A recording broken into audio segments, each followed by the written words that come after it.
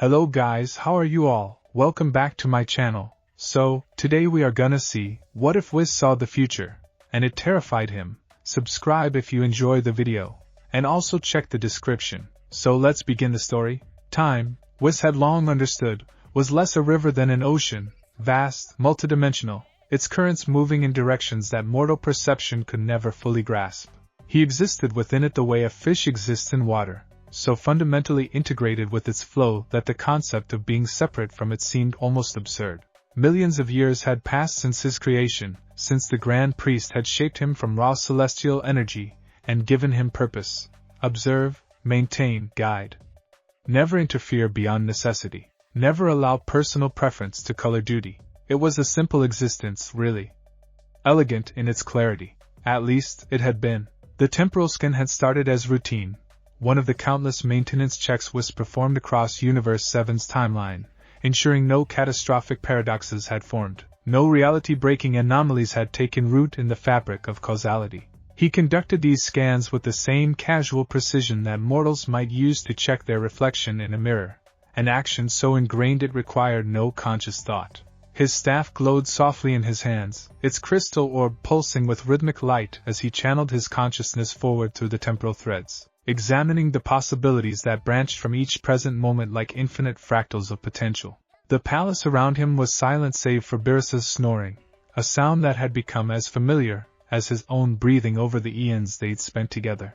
The god of destruction lay sprawled across his bed in the adjacent chamber, one arm dangling off the edge, his face pressed into silk pillows that cost more than most planets' annual GDP.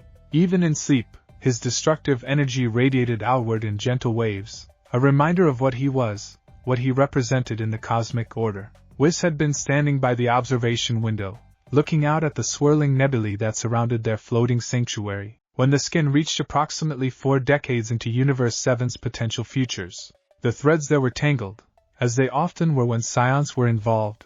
Those remarkable mortals had a talent for creating unexpected causality branches with their stubborn refusal to accept limitations. He'd grown almost fond of the chaos they introduced, the way their improbable power escalations created fascinating patterns in the timeline's weave. But then he saw it. The vision struck him with physical force, though nothing had actually touched him. His grip on the staff tightened involuntarily, knuckles whitening, a physiological response he hadn't experienced since his early centuries of existence, when emotions still occasionally overrode angelic composure. The crystal orb flickered, its light stuttering in a way that would have been imperceptible to mortal eyes but screamed of wrongness to anyone who understood divine instruments. Corruption. That was the only word for what he witnessed. Divine energy, pure, crystalline, the fundamental force that angels wielded with perfect control, twisted into something unrecognizable. It writhed in the vision like a living thing in pain, its colors shifting through spectrums that shouldn't exist, producing sounds that operated on frequencies reality itself recoiled from. The energy felt hungry in a way that divine power should never be, consuming rather than creating, devouring the space-time around it with mindless, insatiate need.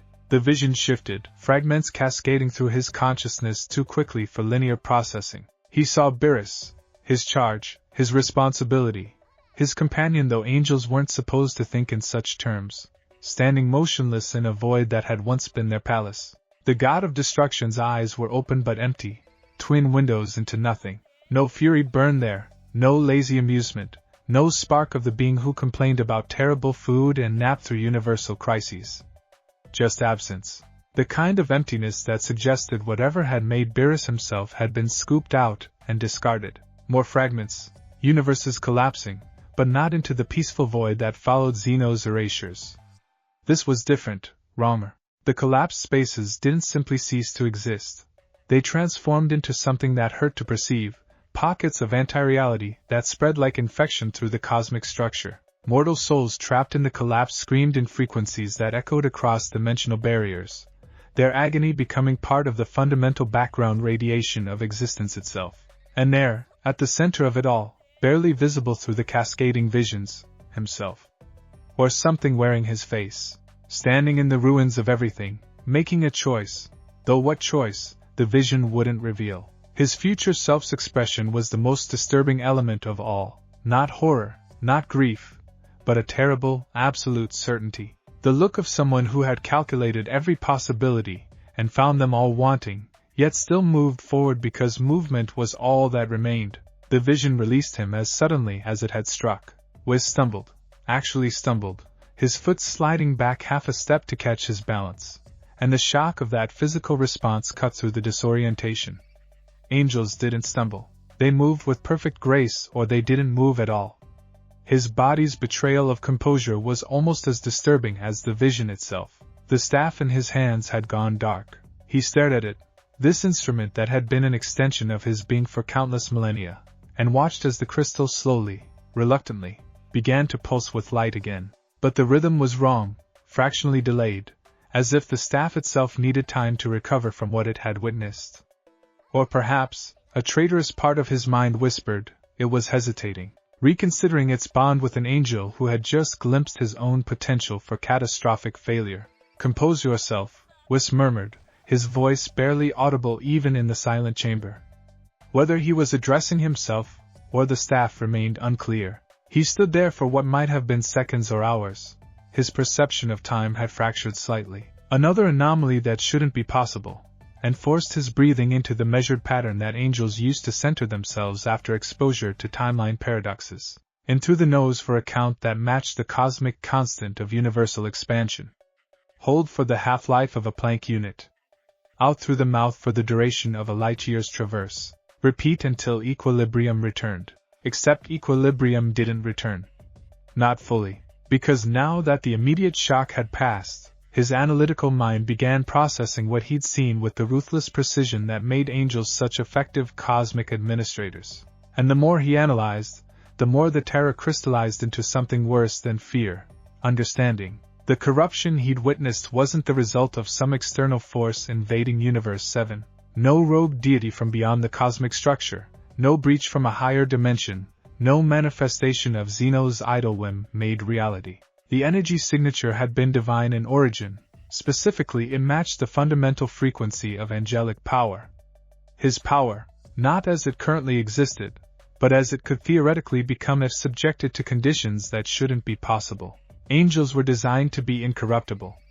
Their very nature made them immune to the moral decay that plagued lesser divine beings, the hunger for power that consumed ambitious mortals, the existential erosion that came from living too long and seeing too much. They were perfect instruments, calibrated by the Grand Priest himself, bound by laws that existed at a level deeper than reality's foundation. Yet, he had seen his own corruption, had felt its wrongness resonating through the vision with undeniable clarity, which meant either the vision was false, a temporal anomaly creating impossible scenarios, or everything he understood about angelic nature was incomplete. And Whis had lived long enough to know that when the universe presented you with impossibilities, the fault usually lay in your understanding, not in the universe. He moved toward the window, his steps now perfectly controlled, every trace of his earlier stumble erased as if it had never happened. The nebulae outside swirled in their eternal dance, clouds of cosmic dust and newborn stars spinning through the void in patterns that would take millennia to complete. Beautiful, predictable, governed by laws that angels had spent eons documenting and categorizing. How much of that documentation was accurate? How much was simply angels seeing what their design allowed them to see, blind to the gaps in their own perception? The thought should have been absurd. Angels didn't have perceptual blind spots. They were specifically created to see everything within their assigned universal jurisdiction with perfect clarity. Yet Whis found himself staring at the nebulae and wondering what he might be missing, what subtle wrongness might be growing in the spaces between his observations. Behind him, Beerus stirred in his sleep, muttering something that sounded vaguely like pudding before settling back into his snoring rhythm. The sound pulled Whis from his spiraling thoughts, grounding him momentarily in the familiar routine of his existence. How many times had he stood here, listening to his lord sleep, waiting for the next crisis that would require Beerus's attention? How many eons had passed in this peaceful pattern, broken only by occasional destructions and increasingly frequent interventions from Earth's scions? Earth. The scions. Goku and Vegeta. Whis's eyes widened fractionally as another piece of the vision's puzzle slotted into place. He replayed the fragments in his mind, this time searching not for the corruption itself but for its origin point. Time flowing backward through the cascade of events, following the threads of causality to their source. Where had it started? What was the catalyst that transformed divine energy into that writhing, consuming wrongness? The answer, when he found it, made him go very still. Universe 7 itself. Specifically, decisions not yet made by beings not yet at full potential. The temporal threads converged on Earth. Not surprisingly, given how much cosmic significance that little blue planet had accumulated. But the specific convergence point was disturbingly mundane. A training session. A breakthrough in power. A choice made in the heat of combat that seemed insignificant at the moment, but cascaded forward through causality with exponential impact. He couldn't see the details clearly. The vision had been too fragmented, too distorted by its own impossibility. But the pattern was unmistakable. Mortal choices creating divine consequences, mortal power evolution triggering something in the cosmic structure that angels were supposed to prevent but instead, somehow, impossibly became. Whis's hand moved to his staff again, and this time when he channeled energy into it, he did so with surgical precision. Not a full temporal scan. He wasn't ready to risk another vision, not yet, but a careful examination of the present moment's threads, looking for the seeds of what he'd witnessed growing in Universe 7's current timeline. They were there. Subtle, barely visible even to angelic perception, but undeniably present. Anomalies in how divine and mortal energy interacted. Tiny distortions where Goku's ultra instinct touched the fabric of reality. Microscopic paradoxes forming around Vegeta's destruction energy whenever he pushed beyond normal limits. Even Gohan's dormant potential created ripples in causality when examined closely enough, his hybrid nature producing energy signatures that didn't quite follow established rules. Individually, these anomalies were meaningless. The universe dealt with such minor irregularities constantly, self-correcting through the fundamental laws of existence. But Whis could see how they might compound. How each breakthrough, each new power escalation, each stubborn refusal to accept limitation created another small distortion, and how those distortions might accumulate over decades until they reached critical mass, until they created conditions where even angelic nature could be compromised. The truly disturbing part wasn't the anomalies themselves, it was what they implied about angelic oversight. Whis and his siblings had been observing Universe 7 and its counterparts since creation, maintaining perfect records, ensuring cosmic balance. How had none of them noticed this pattern forming? Or had they noticed and dismissed it as insignificant, their perfect angelic perception somehow calibrated to miss precisely the kind of gradual, accumulating wrongness that now threatened everything? No, was said softly to the empty chamber, his voice carrying an edge of something that might have been denial or determination.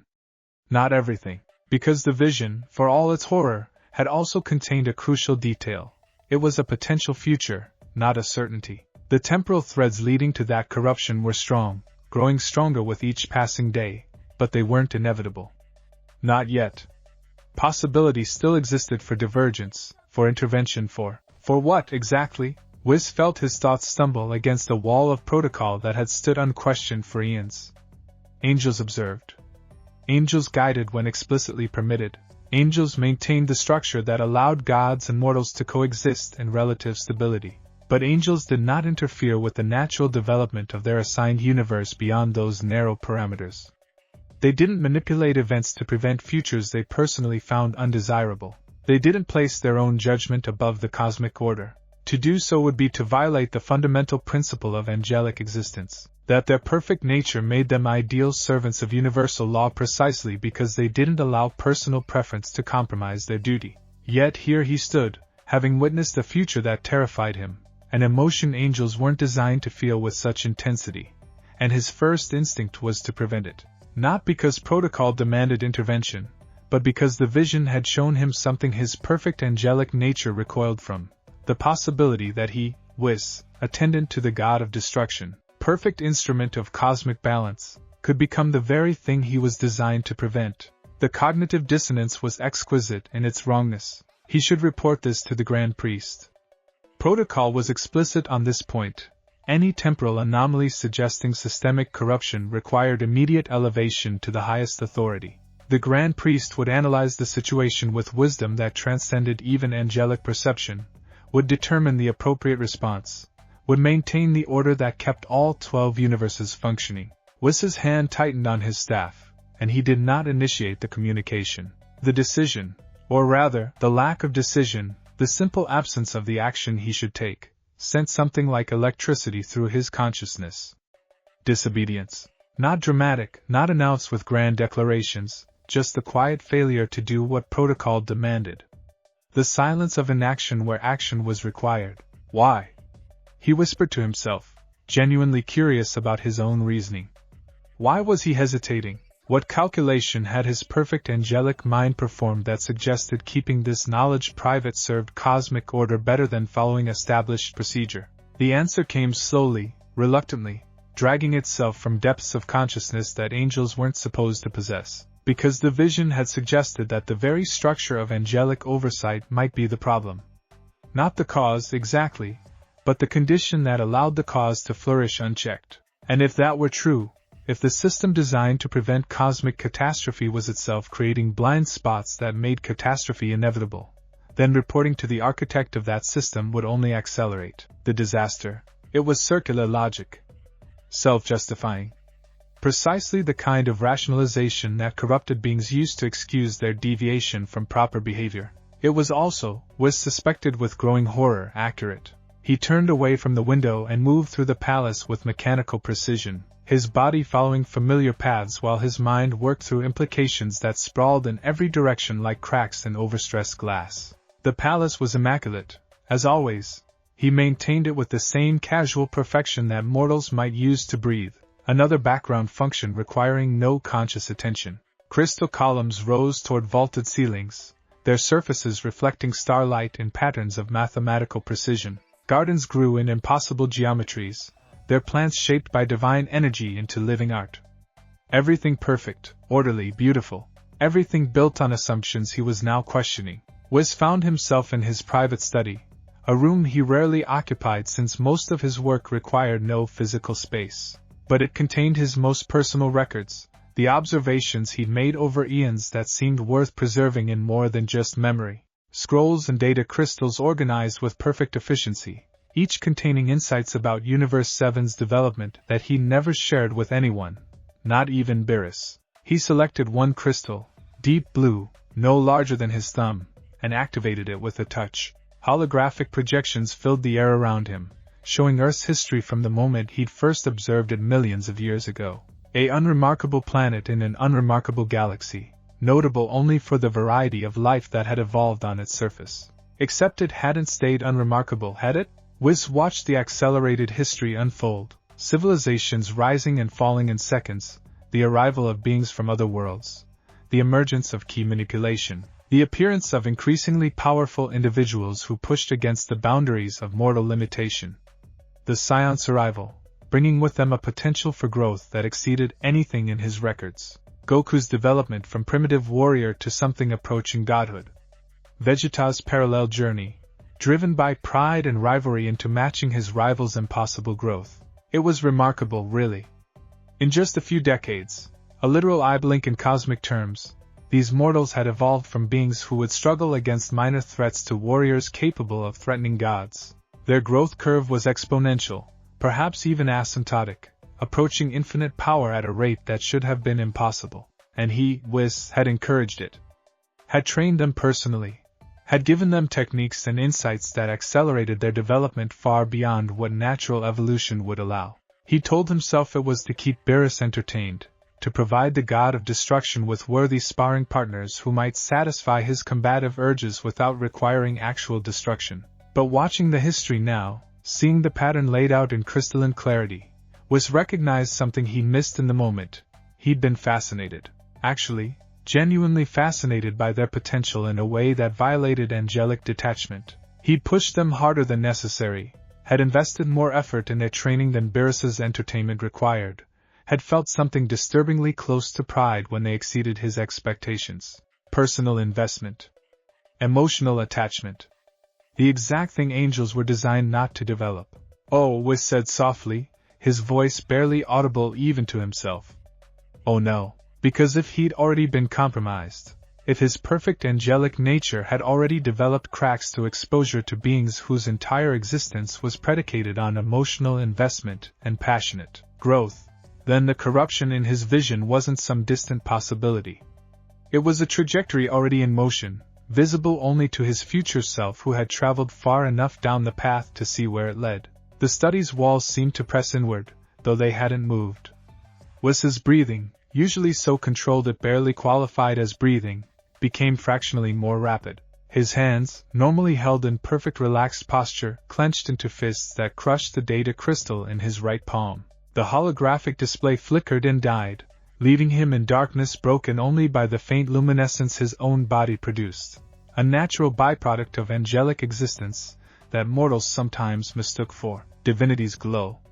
He stood there, surrounded by the records of his own slow corruption, and felt something that might have been panic trying to take root in consciousness that wasn't supposed to be capable of such disorder. "Compose yourself," he repeated, but this time the words carried no conviction.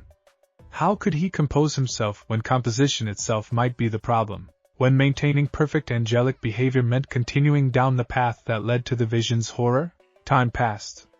Whis had no idea how much. Another anomaly, angels always knew exactly how much time had elapsed before he finally moved again, dropping the crushed crystal fragments, and watching them scatter across the polished floor in patterns that probably meant something if he'd had the presence of mind to analyze them. He needed to think. Needed to calculate probabilities with the precision that angelic minds were specifically designed to bring to such problems. But every calculation he attempted ran into the same obstacle. To analyze the situation objectively required assuming his analytical capabilities were uncorrupted, which was precisely the assumption the situation called into question. It was the kind of logical paradox that should have been elegant, intellectually interesting in the way that impossible scenarios could be fascinating when they had no real-world implications. Instead, it felt like drowning. Like standing in the ocean of time that had always been his natural habitat, and discovering he'd forgotten how to breathe water. That the medium that had sustained him for eons was suddenly hostile to his existence. "I need." Whis paused, uncertain what he needed. Help? From whom? The Grand Priest was the only being whose wisdom exceeded his own, and reporting to him risked accelerating whatever disaster was coming. His angelic siblings? They would follow protocol, would report his aberrant behavior to proper authorities, would do exactly what they were designed to do. Beerus? The god of destruction's solution to complex problems involved destroying them, which wouldn't help here. Mortals, then. The thought emerged unbidden, and Whis found himself actually considering it despite its absurdity. Mortals who understood nothing of cosmic mechanics, whose lifespans were measured in decades rather than eons, whose power, while impressive, remained ultimately insignificant on a universal scale. But mortals who had achieved impossible growth through precisely the kind of passionate investment that was corrupting him, who had developed instincts for identifying wrongness in divine structures through their outsider perspective, who might see angles that his perfect angelic perception was blind to. The idea was ridiculous. Mortals as consultants on angelic corruption? The Grand Priest would consider it evidence of advanced deterioration. Proof that Whis had lost the capacity for rational judgment that defined angelic nature. Yet he couldn't dismiss it. Couldn't shake the growing certainty that the solution to his problem, if solution existed, lay in precisely the direction angelic protocol most strictly forbade. By the time false dawn began brightening Universe 7's sky, false because they existed outside normal planetary cycles, but Whis had long ago established a day-night rhythm that Beerus found comforting. He had made several decisions that would have horrified his former self, the angel who had awakened yesterday morning with perfect certainty about his nature and purpose. First, he would not report the vision to the Grand Priest. Not yet.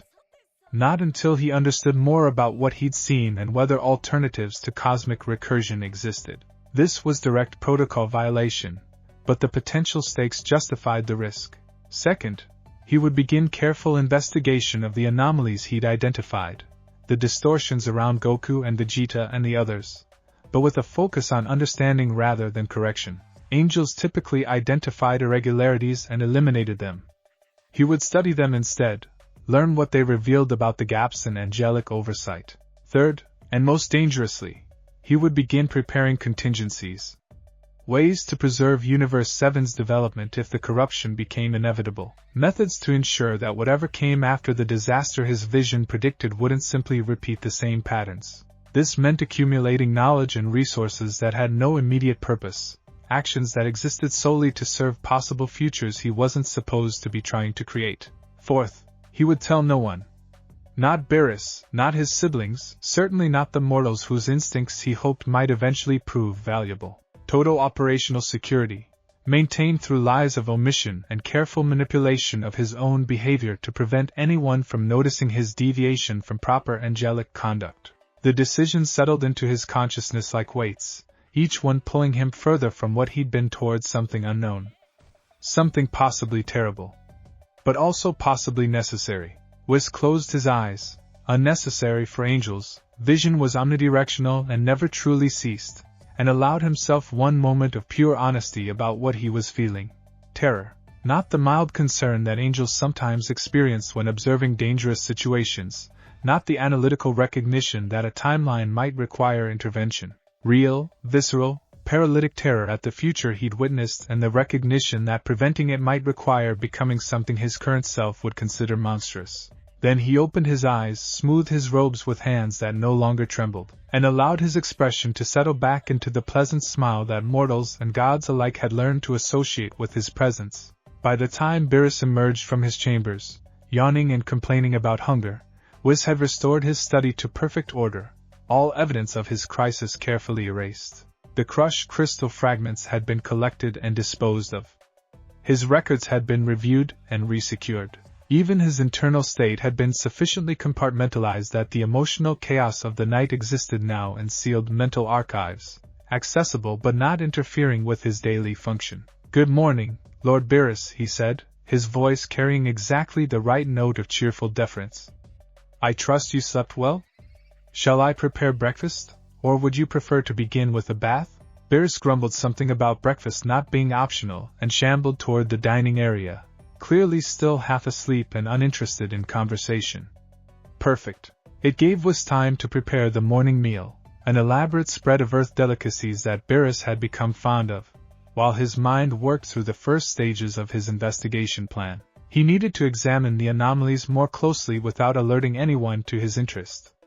Needed to understand exactly how mortal and divine energy were interacting to create those tiny distortions. Needed to map the cascade points where small irregularities might compound into systemic corruption. Most importantly, he needed to understand himself. Needed to identify exactly where his own nature had begun deviating from proper angelic function, what the early warning signs of corruption looked like, how far the process had already progressed. Because the vision had shown him something crystal clear. The corruption wasn't distant future, wasn't theoretical possibility. It was already growing. Had been growing for possibly years while he remained oblivious, his perfect angelic perception blind to the rot forming in his own consciousness. "Are you going to stand there staring at nothing all morning, or is food actually happening?" Beerus's irritated voice cut through his thoughts. Whis blinked and realized he'd been standing motionless in the kitchen, a levitating omelette forgotten in front of him, his attention entirely consumed by internal calculation. How long had he been standing here? Seconds? Minutes? Another gap in his time perception, another small wrongness that suggested the corruption had progressed further than he wanted to admit. "My apologies, Lord Beerus," he said smoothly, his smile never wavering as he completed the meal preparation with practiced efficiency. "I was momentarily distracted considering which dessert to prepare for after breakfast. You seem to particularly enjoy the strawberry shortcake from last week." Beerus brightened immediately, his irritation forgotten in favor of anticipatory hunger. "Make it chocolate this time." "No, both." "Why choose?" "An excellent philosophy," Whis agreed, already moving to fulfill the request while his mind continued its dark spiral of calculation and concern. Because that was his existence now, he realized as he watched Beerus devour breakfast with single-minded enthusiasm. Maintaining perfect surface behavior while internally he had become something different. Something that calculated probabilities of cosmic catastrophe while serving tea.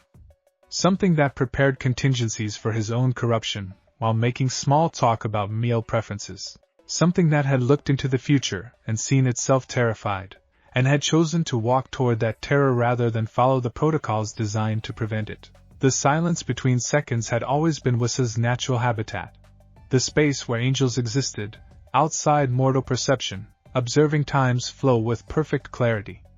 But now that silence felt different, felt heavy with potential wrongness, with decisions not yet made but already casting shadows on the present moment. He had seen the future, had been terrified by it, and now, standing in his lord's palace serving chocolate cake for breakfast while planning actions that violated everything he believed about his own nature, Whis understood something profound and horrible. The terror was just beginning. The real horror would come when he had to choose whether preventing cosmic catastrophe was worth becoming the catastrophe himself.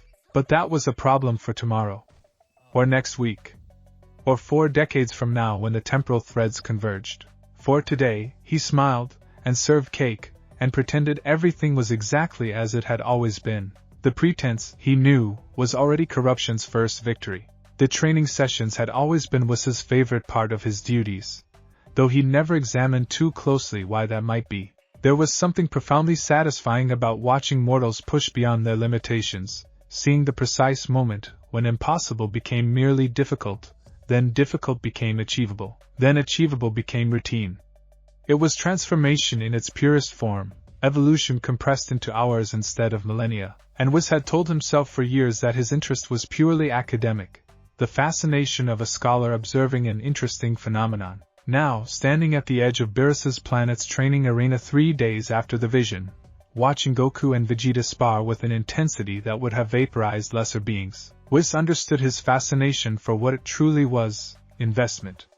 Personal, emotional, wholly inappropriate investment in beings whose existences would flicker and fade long before his own consciousness showed the first signs of age. The realization sat in his chest like a cold stone. Goku moved through the air with fluid grace, his body responding to Vegeta's attacks with the kind of instinctive precision that Ultra Instinct granted. Silver hair gleamed in the artificial sunlight Whis had created for this session, and the Saiyan's eyes had taken on that peculiar emptiness that came when conscious thought surrendered to pure reactive motion. It was beautiful in its way, the absolute surrender of ego in service of perfect response. It was also, Whis now recognized, fundamentally wrong in ways that his previous self had never questioned.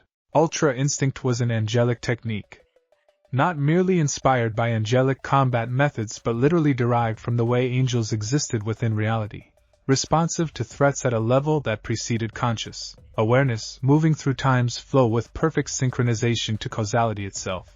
Whis had taught this technique to a mortal, had compressed eons of angelic development into a form that Goku's remarkable mind could grasp and implement. The achievement should have been impossible.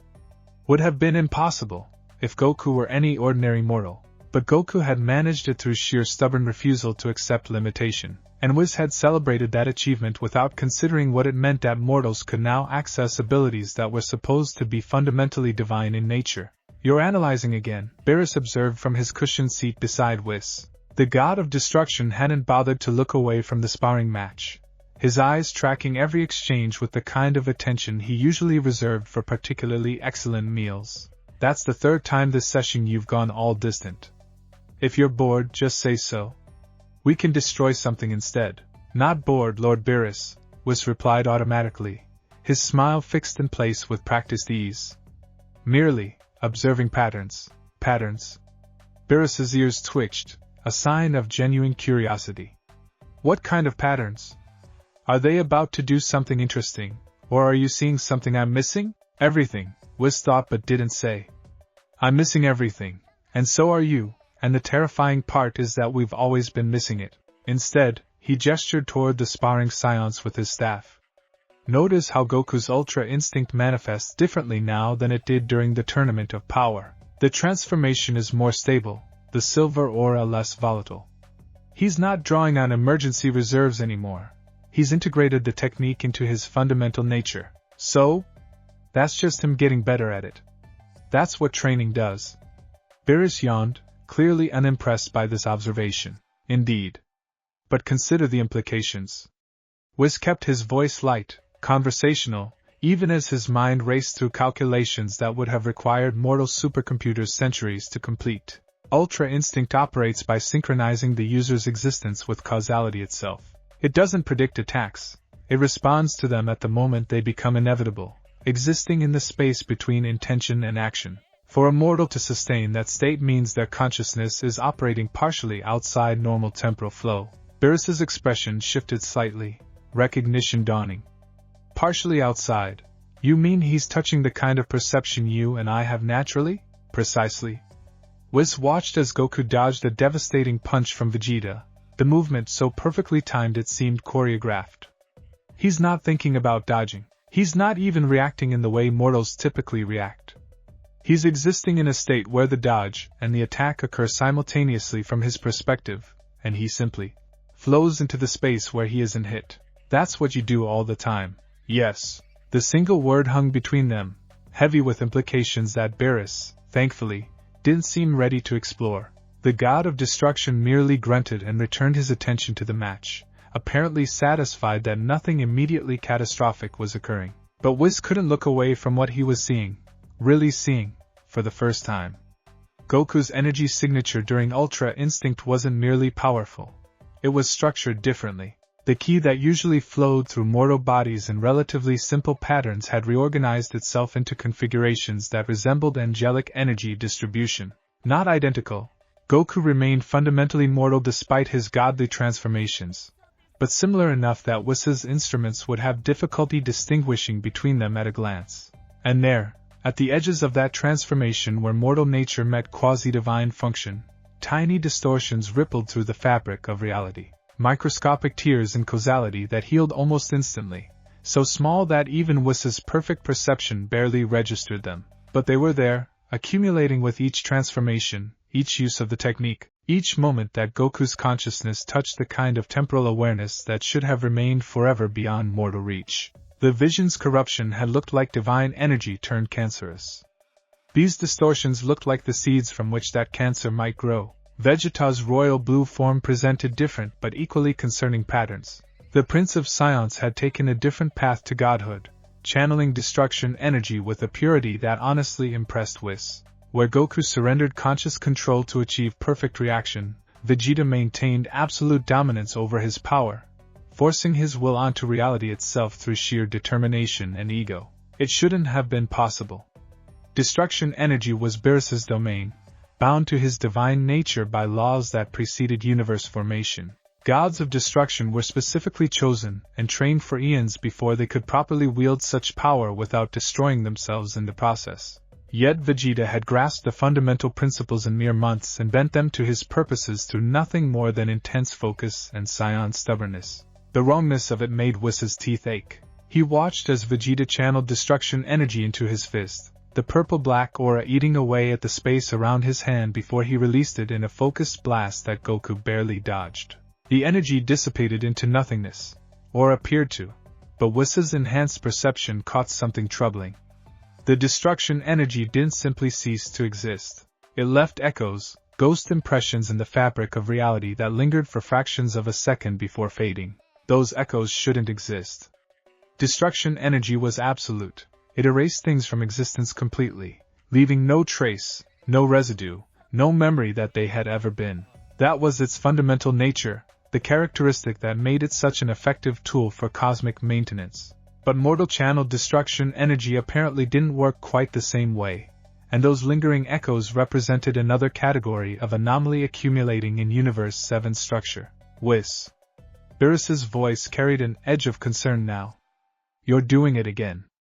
And your smile's getting weird. The corners are too tight. Whis relaxed his expression immediately, allowing genuine warmth to flow back into his features. The fact that Beerus had noticed the micro-expressions that betrayed his internal state was concerning. It suggested his compartmentalization wasn't as effective as he believed, that the stress of maintaining dual awareness was beginning to show in ways even a god of destruction could detect. Apologies, he said smoothly. I was merely contemplating how best to structure their next training exercise. Their progress has been remarkable, but I want to ensure they continue developing without plateauing. It wasn't entirely a lie. He was considering their training, just from a perspective that had nothing to do with their enjoyment or growth and everything to do with understanding exactly how their power Evolution was destabilizing fundamental cosmic laws. The sparring match concluded with Vegeta managing to land a solid hit that sent Goku tumbling across the arena, breaking his Ultra Instinct state in the process. Both Saiyans were breathing hard, sweat evaporating off their skin in the intense heat their energies generated, but their expressions carried identical satisfaction. They'd pushed each other hard, achieved new insights into their respective techniques, and emerged stronger for it. Exactly the kind of growth that had always delighted Whis. Exactly the kind of growth that might be slowly killing the universe. Excellent work, both of you, Whis called out, his voice carrying across the arena with perfect projection. I believe that's sufficient for today. Goku, your transformation stability has improved dramatically. Vegeta, your energy control is approaching genuinely impressive levels. I'm quite proud of your progress. Proud. The word escaped before he could examine it, and something in his chest tightened at the recognition of how true it was. He felt proud of them, personally invested in their success, emotionally entangled in their development in ways that violated every principle of angelic detachment. The corruption wasn't coming. It was already here, had been here for years, growing quietly in the space where his perfect angelic nature should have maintained absolute emotional distance from his charges. Goku grinned, that characteristic expression of uncomplicated joy that had charmed countless beings across Universe 7. Thanks, Whis. I think I'm finally getting the hang of staying in Ultra Instinct without my emotions pulling me out. It's like I'm learning to be empty and full at the same time, if that makes sense. It made perfect sense.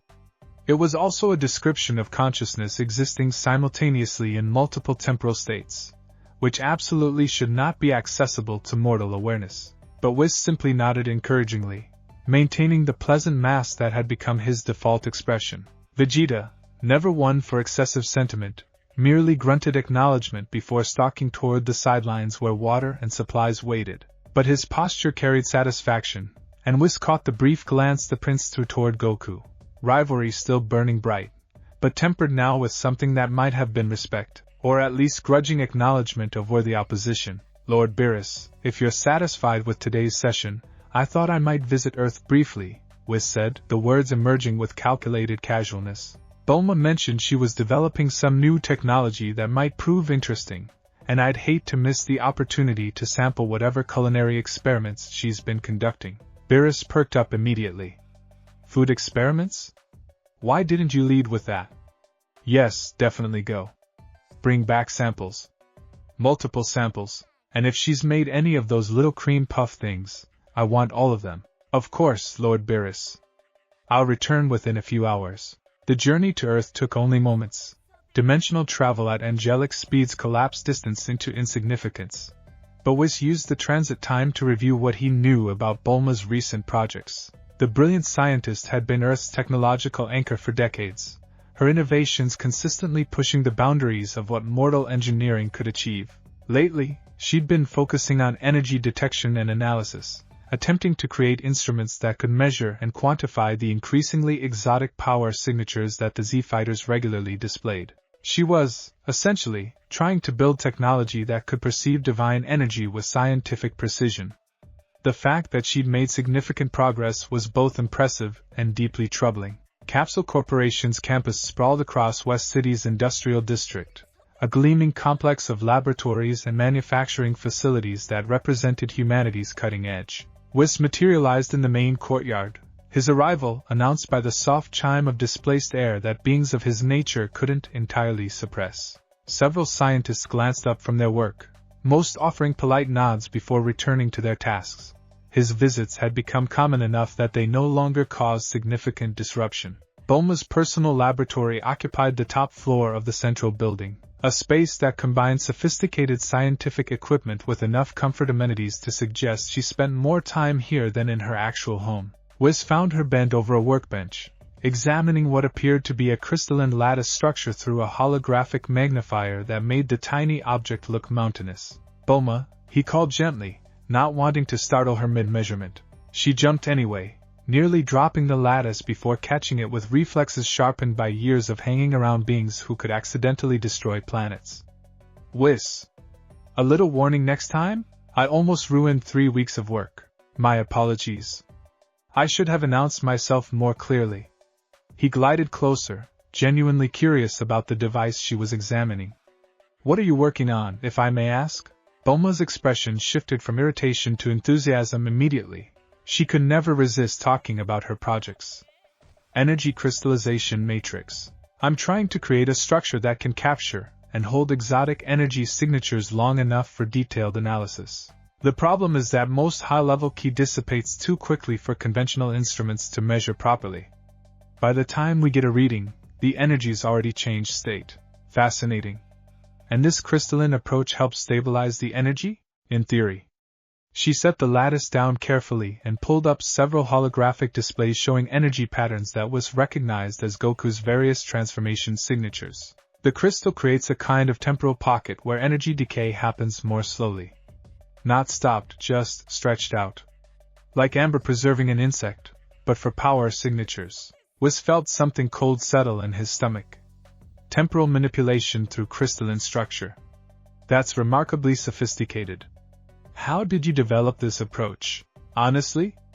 Inspiration from Trunks' time machine. Bulma pulled up another display, this one showing complex mathematical equations that was recognized as crude but functional temporal mechanics. The machine doesn't actually move through time the way we think of it. It creates a localized field where the passage of time is manipulated relative to the external universe. I thought, what if you could do the same thing but at a microscopic scale? What if you could create tiny pockets of altered time to trap energy? And it works? Whis kept his voice carefully neutral, though his mind was racing through implications that sprawled in every direction like cracks in reality's foundation. Sort of. I can capture energy signatures now, but here's the weird part. Bulma zoomed in on one of the displays, highlighting a pattern that appeared within several of the captured signatures. When I analyze divine energy, yours, Beerus's, even Goku and Vegeta's god forms, there are these. I don't know what to call them. Irregularities? They're not quite part of the energy signature, but they're not separate from it either. Like static in a signal, except the static itself seems organized somehow. She was describing the distortions. The tiny tears in causality that Whis had been documenting. The seeds of corruption that might grow into cosmic catastrophe, and she'd discovered them independently through purely mortal means, creating technology that could perceive problems that even angelic instruments struggled to detect consistently. Remarkable, Whis said, and meant it. These irregularities, do they appear in all divine energy, or only specific types? That's what's really interesting. Bulma pulled up comparison displays, showing energy signatures side by side. Your energy and Beerus's? Clean. Well, not clean, but the irregularities are minimal and they seem stable. Goku and Vegeta's god forms? The irregularities are more pronounced. And when I captured a signature from Goku's Ultra Instinct, she highlighted a display that made Whis' breath catch. The irregularities are everywhere. The entire signature is shot through with them, like cracks in glass that haven't quite broken through yet. Have you shown this to anyone else? Not yet. I wanted to refine my measurements first, make sure I wasn't seeing instrumental artifacts. Bulma frowned at the displays, her scientific mind clearly troubled by the implications she couldn't quite articulate. But Whis, if these irregularities are real and not just measurement errors, what are they? What do they mean? He could tell her. Could explain that she'd discovered evidence of fundamental cosmic instability, that mortal power evolution was creating distortions in reality's fabric that might eventually cascade into catastrophic failure. Could share the burden of knowledge that had been crushing him for 3 days. Find in this brilliant mortal mind a colleague who might help him understand what he was seeing. Should tell her, probably. The ethical calculation was straightforward. Withholding information that might help prevent cosmic catastrophe violated multiple principles of angelic duty. They mean, Whis said carefully, that energy interactions at divine levels are more complex than conventional physics accounts for. Think of them as quantum foam, perhaps. The natural turbulence that occurs when enormous energies interact with spacetime's fundamental structure. It wasn't entirely a lie. The irregularities did represent energy spacetime interactions. He'd simply omitted the part where those interactions might be fundamentally unsustainable, where the turbulence might be growing toward critical levels. where her innocent scientific curiosity had stumbled onto evidence of impending cosmic collapse. Bulma accepted this explanation with a thoughtful nod, though her expression suggested she found it incomplete. I suppose that makes sense. Energy at those scales probably does weird things to spacetime. I'll keep studying them, see if I can develop better models for how they form and dissipate. An excellent idea. Your research could prove quite valuable. Whis smiled warmly, genuinely pleased by her scientific rigor even as he calculated how to ensure her research didn't progress to the point where she recognized the true danger her instruments were detecting. Now Lord Beerus sent me here with explicit instructions to acquire any culinary experiments you might have conducted recently. Something about cream puffs? The subject change worked perfectly. Bulma's scientific focus shattered immediately, replaced by social awareness and mild embarrassment. Oh. Yeah, I was trying to recreate this dessert from a cooking show. They're in the break room. Help yourself. And tell Beerus I'll make a proper batch next time. These are just prototypes. I'm sure he'll appreciate them nonetheless. Your cooking has become quite legendary in our household. Whis collected the desserts, which were indeed delicious, Bulma's self-deprecation notwithstanding, and made polite conversation about household matters and upcoming social gatherings before excusing himself. But as he prepared to depart, something pulled his attention back to Bulma's workbench, to the crystalline lattice still sitting there beside its holographic displays. Bulma, one more question if I may. These temporal pockets your crystal creates, do they have any effect on the energy they're containing? Any alteration beyond simple stabilization? She considered this, her scientific mind engaging with the question seriously. I don't think so. The energy signatures I'm capturing seem consistent with real-time measurements, just preserved. Why? Mere curiosity. The intersection of temporal manipulation and energy analysis is fascinating from a theoretical standpoint. Another lie. He wasn't curious theoretically. He was terrified practically, because if Bulma's crystals were creating temporal pockets that preserved energy signatures, and those signatures contained the distortions he'd been documenting, then she'd effectively created amber that preserved evidence of cosmic corruption. Evidence that wouldn't naturally dissipate, that would remain accessible for study and analysis, that could potentially reveal patterns even his angelic perception might miss. It was brilliant. It was exactly the kind of tool he needed for his investigation. It was also completely uncontrolled, in the hands of a mortal who had no idea what she was really measuring, whose scientific curiosity might lead her to share findings with others who would ask questions that Whis couldn't safely answer. Thank you for the desserts and the fascinating conversation, Whis said, already calculating how to monitor Bulma's research without appearing to interfere. I should return before Lord Beerus decides I've abandoned him. Do keep me updated on your energy research. I find it genuinely intriguing. Will do. And Whis? Bulma's expression softened slightly. Is everything okay? You seem... I don't know. Distracted, maybe?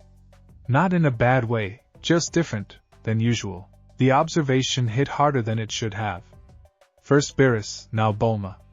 His mask was slipping, the compartmentalization failing to contain the stress of maintaining dual awareness. How long before others noticed?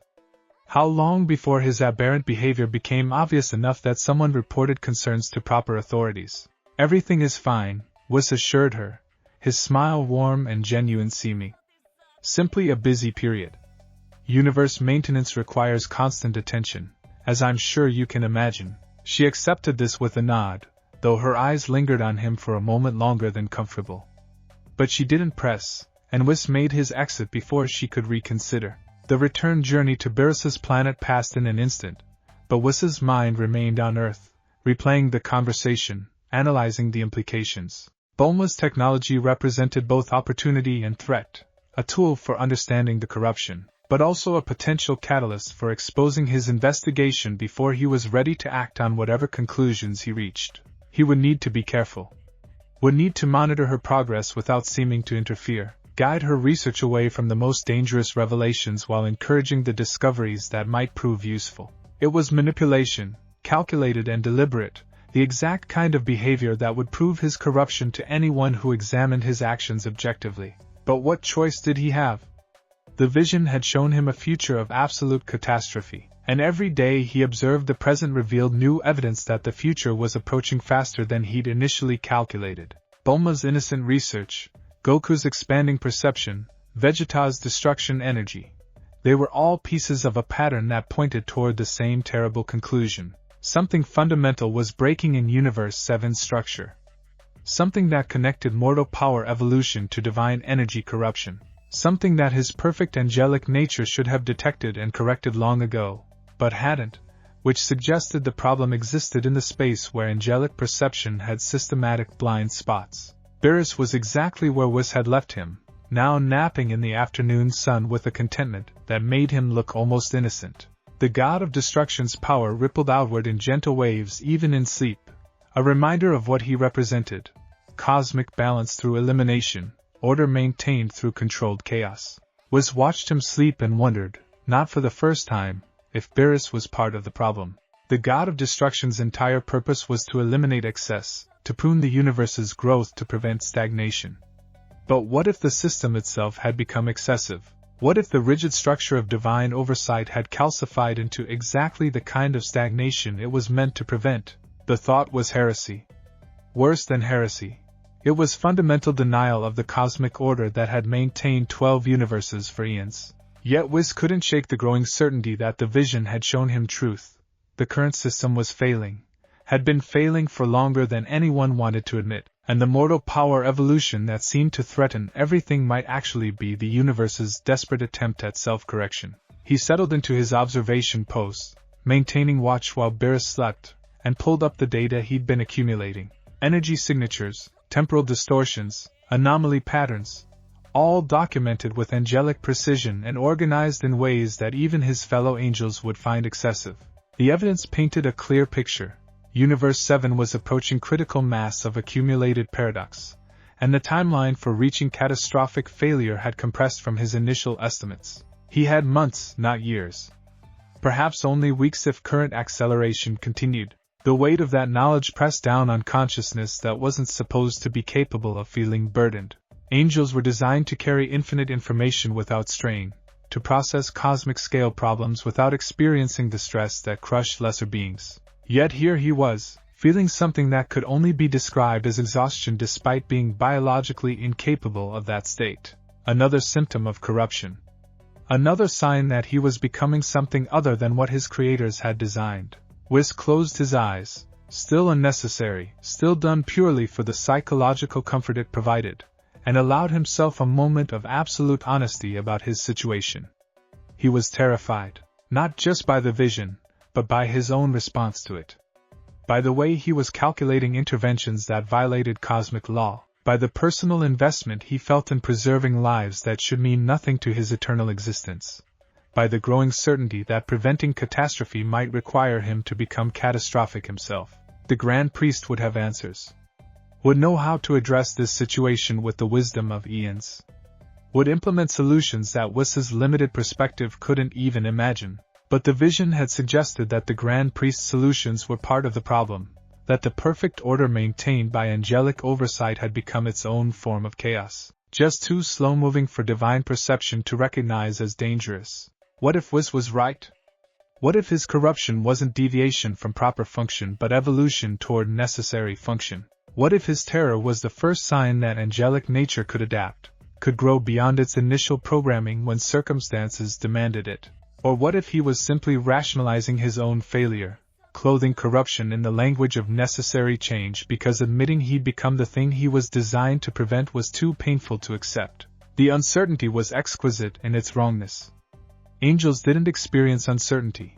They calculated probabilities with perfect precision and acted according to optimal outcomes. But Whis stood now in a space where optimal outcomes couldn't be calculated because the fundamental assumptions his calculations depended on were themselves in question. He was lost. Perfectly omniscient and absolutely lost, seeing everything except the path forward. That evening, after Beerus had awakened and demanded dinner and entertainment, and been satisfied on both counts, Whis found himself back in his private study. The crushed crystal fragments from 3 days ago had been cleaned away.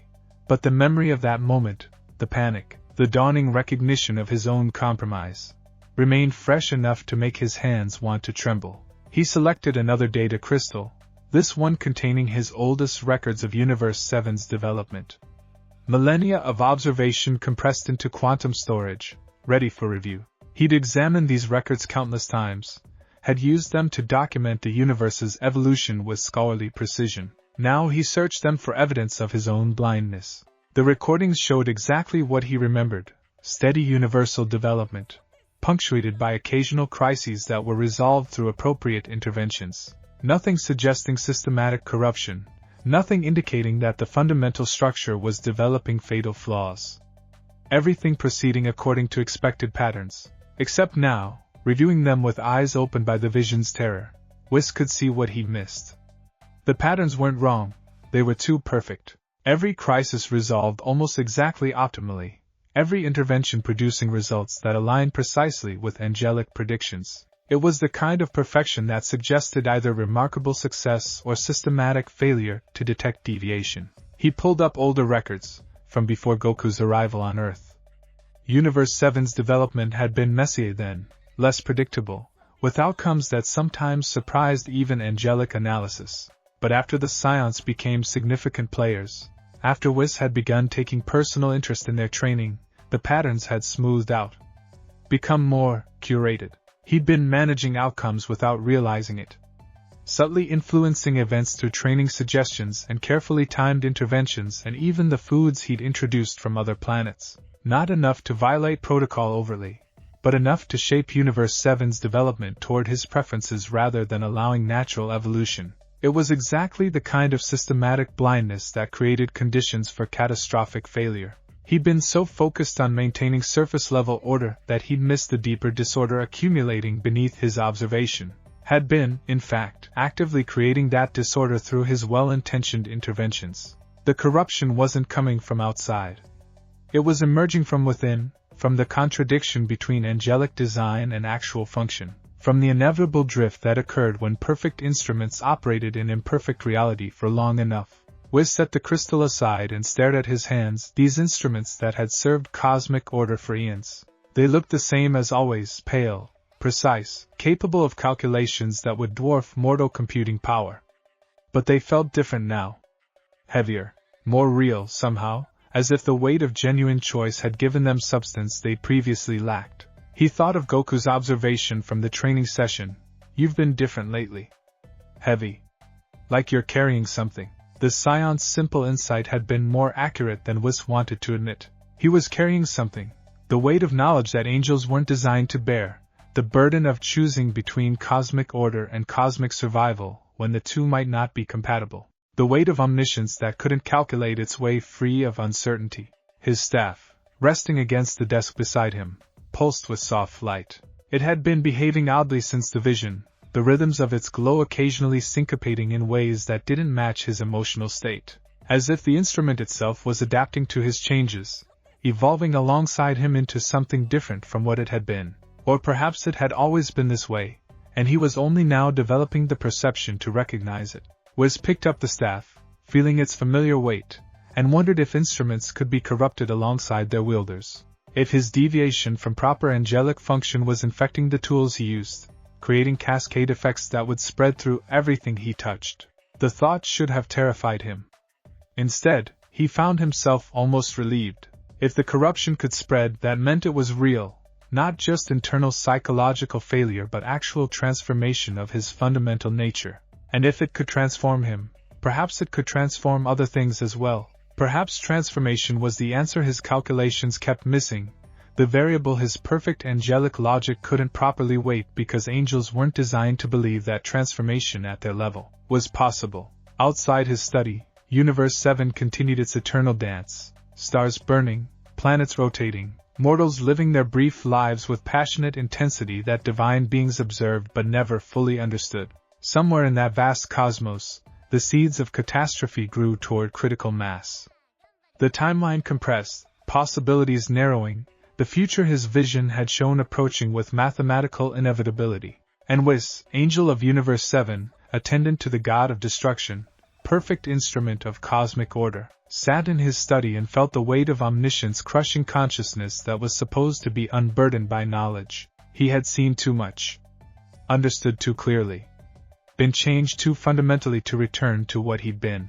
The only path remaining was forward, into territory his design had never anticipated, toward outcomes his calculations couldn't reliably predict, into the beautiful, terrible uncertainty of being something more than perfect. The documentation had become an obsession, though Whis refused to acknowledge it as such. Obsession implied lack of control, emotional investment that compromised rational judgment.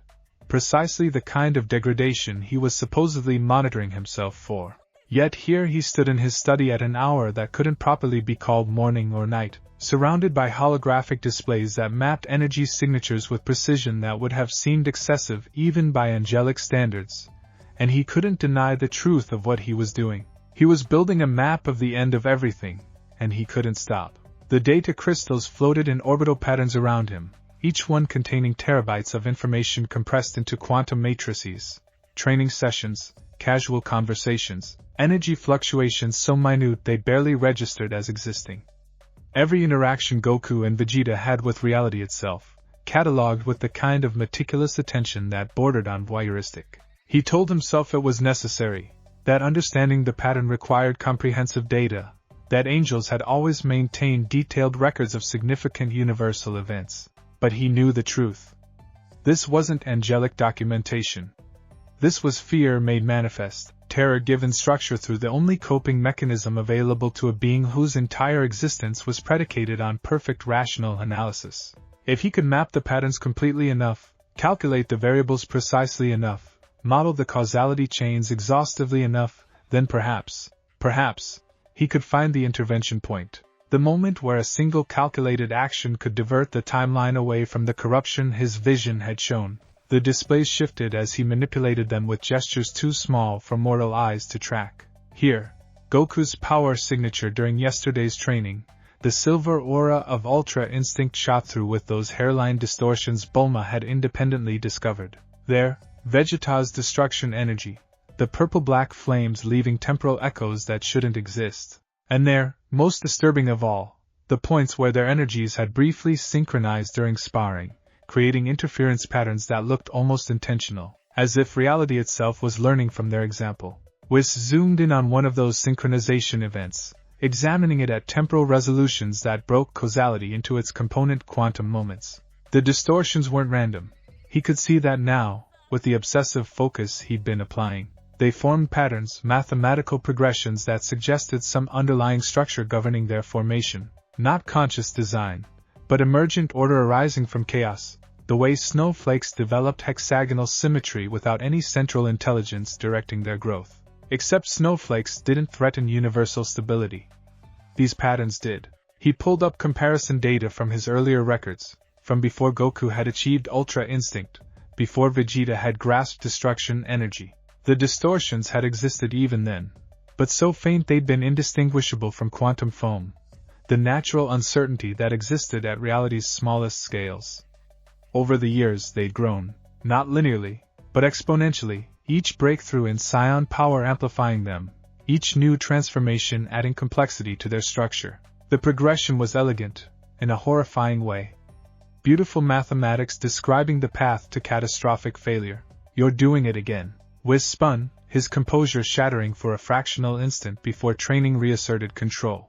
Beerus stood in the doorway of his study, still wearing his sleeping clothes, his expression caught between irritation and concern in ways that suggested he'd been watching for some time before announcing himself.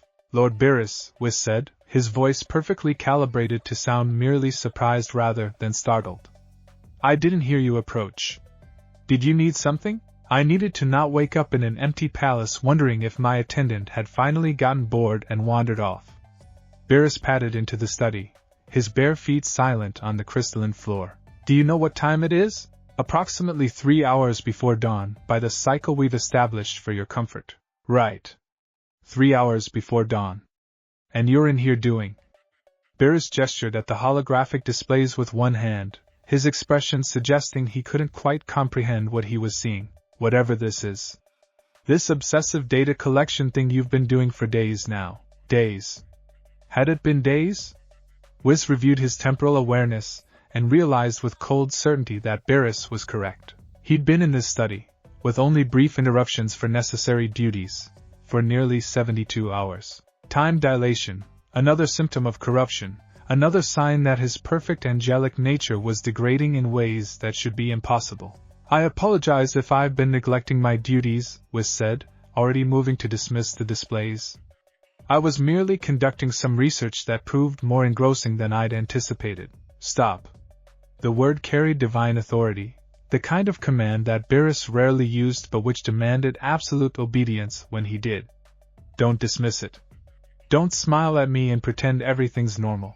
We're past that point, Whis. The study fell silent except for the soft hum of the holographic projectors.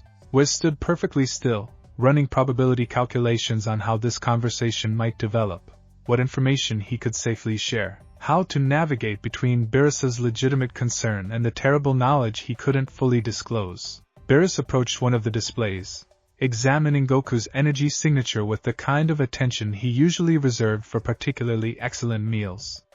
This is from yesterday's training session, and this one? He gestured to another display. This is from 3 weeks ago. And you've got dozens more, all catalogued, all analyzed. His eyes, when they turned to meet Whis's, carried an intelligence that many beings underestimated. You're tracking them. Specifically tracking Goku and Vegeta like they're some kind of threat. It wasn't a question, and lying would be both insulting and pointless. Not a threat, precisely. More, an area of concern that requires monitoring. What kind of concern? Beerus's voice had gone quiet, which paradoxically made it more dangerous. When the god of destruction yelled, it meant irritation. When he went quiet, it meant genuine anger simmering beneath careful control. Whis considered his options with the speed only angelic consciousness allowed, running through thousands of potential responses, and their probable outcomes in the space between heartbeats. Complete truth was impossible. Sharing the vision would only accelerate the very catastrophe he was trying to prevent. But complete deception was equally untenable. Beerus had already noticed enough to know something fundamental was wrong. Partial truth, then. Carefully calibrated disclosure that satisfied immediate curiosity without revealing the depths of his knowledge or the extent of his protocol violations. Their power evolution is creating anomalies in Universe 7's energy structure, Whis said, gesturing to the distortion patterns visible in the displays. Small irregularities that wouldn't normally concern me, except they're accumulating rather than dissipating. I've been attempting to understand the mechanism behind their formation. Anomalies.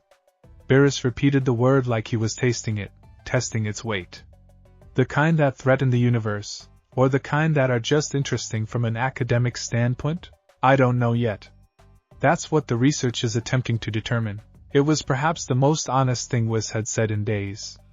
He genuinely didn't know whether the distortions would inevitably lead to the corruption his vision had shown, or if intervention, the right intervention, applied at the right moment, could prevent cascade failure. The uncertainty gnawed at him, this being who had spent eons certain about everything, now reduced to admitting ignorance about the single most important question existence had ever posed to him. Beerus was quiet for a long moment, his gaze moving between the displays and Whis's face with an assessment that felt uncomfortably penetrating. You're scared, he said finally, his voice carrying something that might have been wonder. I've known you for how many eons? And I've never seen you actually scared before. I'm not, Whis started to protest, but Beerus cut him off with a gesture. Don't. I can smell it on you. Not literally, but you're different. Have been for days. Your movements are too precise, like you're compensating for something. Your smile doesn't reach your eyes anymore, and you've been avoiding me. The last words carried genuine hurt, buried beneath divine authority, but unmistakable to anyone who knew how to listen. Whis felt something crack in his chest, some compartmentalization he built to separate his emotional response from his analytical function. I apologize, Lord Beerus. I never intended to cause you concern. The situation has been complex, so explain it to me. I might be lazy, but I'm not stupid. If something threatens my universe, I have a right to know. Beerus settled into one of the study's chairs, his posture suggesting he had no intention of leaving without answers. And if something's threatening you, my attendant, my teacher, He paused, apparently searching for the right word. My friend. Then I definitely have a right to know. The word hit harder than any physical blow could have. Friend. Such a simple term, so casually used by mortals, but carrying implications that angels weren't supposed to acknowledge. Beerus had never used it before, had maintained the lord and servant dynamic that their positions demanded, and the fact that he was breaking that protocol now, because of Whis' aberrant behavior, made the corruption feel suddenly, terribly real. The anomalies I'm tracking, Whis began carefully, suggest that mortal power evolution may be approaching a critical threshold, not immediately catastrophic, but potentially destabilizing if allowed to continue unchecked. He manipulated one of the displays, highlighting the exponential growth curve. Every breakthrough Goku and Vegeta achieve amplifies these distortions. At current rates, they'll reach concerning levels within months, so destroy the source. Beerus's response was immediate, instinctive. That's literally my purpose. Find whatever's generating these distortions and eliminate it.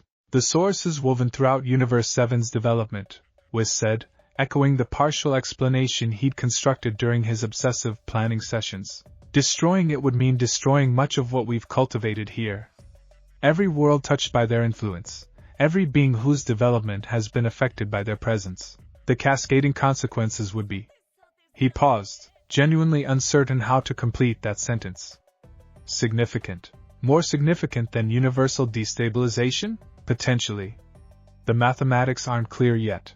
Beerus stood, pacing the study with the restless energy of a predator confined to too small a space. This is why you've been weird. You're trying to solve a problem that has no good solution. Save the universe or save the people in it. That's the calculation you're running. He turned to face Whis directly, his expression carrying a seriousness that transformed his usually childish features into something genuinely divine. But here's the thing, Whis. That's my decision to make, not yours. I'm the god of destruction. Choosing what lives and what dies is literally my job description, and if I believe your instinctive response would be wrong? The words escaped before Whis could properly examine them, and he felt something like vertigo at his own audacity. If the optimal solution requires preservation rather than destruction, then we argue about it.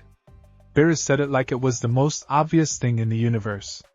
That's what we do, Whis. You give me information, I make decisions, and when you think I'm being an idiot, you tell me. That's been our pattern for eons. Why are you suddenly afraid to follow it? Because the pattern itself might be the problem, Whis thought but didn't say. Because our comfortable dynamic is built on assumptions about cosmic order that I'm no longer certain are valid. Because involving you in this might be exactly the catalyst that triggers the catastrophe I'm trying to prevent. But what he said was, you're right, of course. I apologize for my reticence. The situation has been disorienting. It was capitulation, or sounded like it, and Beerus visibly relaxed. Good. Now show me these distortions properly. Explain what you're seeing, and we'll figure out together whether it's worth worrying about, or if you're just having some kind of bizarre angelic midlife crisis. The suggestion was absurd enough to pull a genuine smile from Whis, brief and unforced. Angels don't have midlife crises, Lord Beerus. We don't have lifespans finite enough to have midpoints. Yeah, well, you're doing a great impression of someone having one anyway. Now stop stalling and walk me through your research. So Whis did, maintaining careful control over which information he shared and which he withheld. He showed Beerus the distortion patterns, explained the exponential growth curve, demonstrated the synchronization events that suggested emergent order and chaos. He presented it all as academic analysis, concerning but not catastrophic, worthy of monitoring but not immediate intervention. Beerus absorbed it all with surprising focus, asking questions that revealed his understanding of cosmic mechanics was far deeper than his lazy demeanor suggested. He'd been a god of destruction for millions of years. Of course he understood how universal structures functioned, how energy and matter and space-time wove together into the tapestry of reality. His questions cut through Whis' carefully constructed explanations to the fundamental concerns beneath. These distortions, Beerus said, pointing to a particularly complex pattern in one display. They're not random, are they? They've got structure. Almost like they're trying to do something. An interesting observation, Whis acknowledged, pleased despite himself by Beerus's insight. The patterns do suggest some underlying organizational principle, though whether that represents intention or mere emergent complexity remains unclear. But if they are intentional, if reality itself is trying to accomplish something through these distortions, then destroying them might be preventing necessary change rather than averting catastrophe. The logic was sharp enough to make Whis reassess his estimation of Beerus's analytical capabilities. Precisely the dilemma I've been struggling with. How do we distinguish between cosmic dysfunction and cosmic evolution? We probably can't, Beerus said bluntly. At least not in advance. That's the thing about change, Whis. You don't know if it's good or bad until after it happens. All you can do is decide whether you're going to try to control it or let it unfold naturally. The words settled into Whis's consciousness like stones dropping into still water, ripples spreading in every direction. It was such a simple framing, almost childishly reductive, yet it cut through the complex calculations and probabilistic modeling to the fundamental choice beneath: control versus surrender, interference versus observation, angelic certainty versus mortal uncertainty. And which would you choose? Whis asked, genuinely curious. Beerus considered this, his expression thoughtful. Normally? Control. That's what destruction is. Ultimate control over what exists and what doesn't. But, he paused, his gaze distant. I've been dreaming lately. Weird dreams, even for me. About a universe where everything's too ordered, too perfect, too dead. Like a garden where every plant has been pruned into identical shapes until there's no wildness left, no chaos, no life. Just sterile perfection. Whis felt his breath catch. How long have you been having these dreams? Couple weeks, maybe? I didn't think much of it. God's dreams sometimes, our subconscious processing cosmic patterns or whatever. But now, hearing you talk about distortions in emergent order and cosmic evolution. Beerus's eyes met Whis's with uncomfortable directness. Makes me wonder if the dreams are trying to tell me something. If maybe the universe itself is warning me not to prune too much. It was too much synchronicity to be coincidental. Whis's vision, Bulma's independent discovery of the distortions, and now Beerus receiving dream warnings about overcontrol and sterile perfection. The universe was trying to communicate something, speaking through whatever channels it could access, reaching toward consciousness that might understand its message. But what was the message exactly? Don't interfere? Do interfere? Change is necessary? Change is catastrophic? The ambiguity was maddening.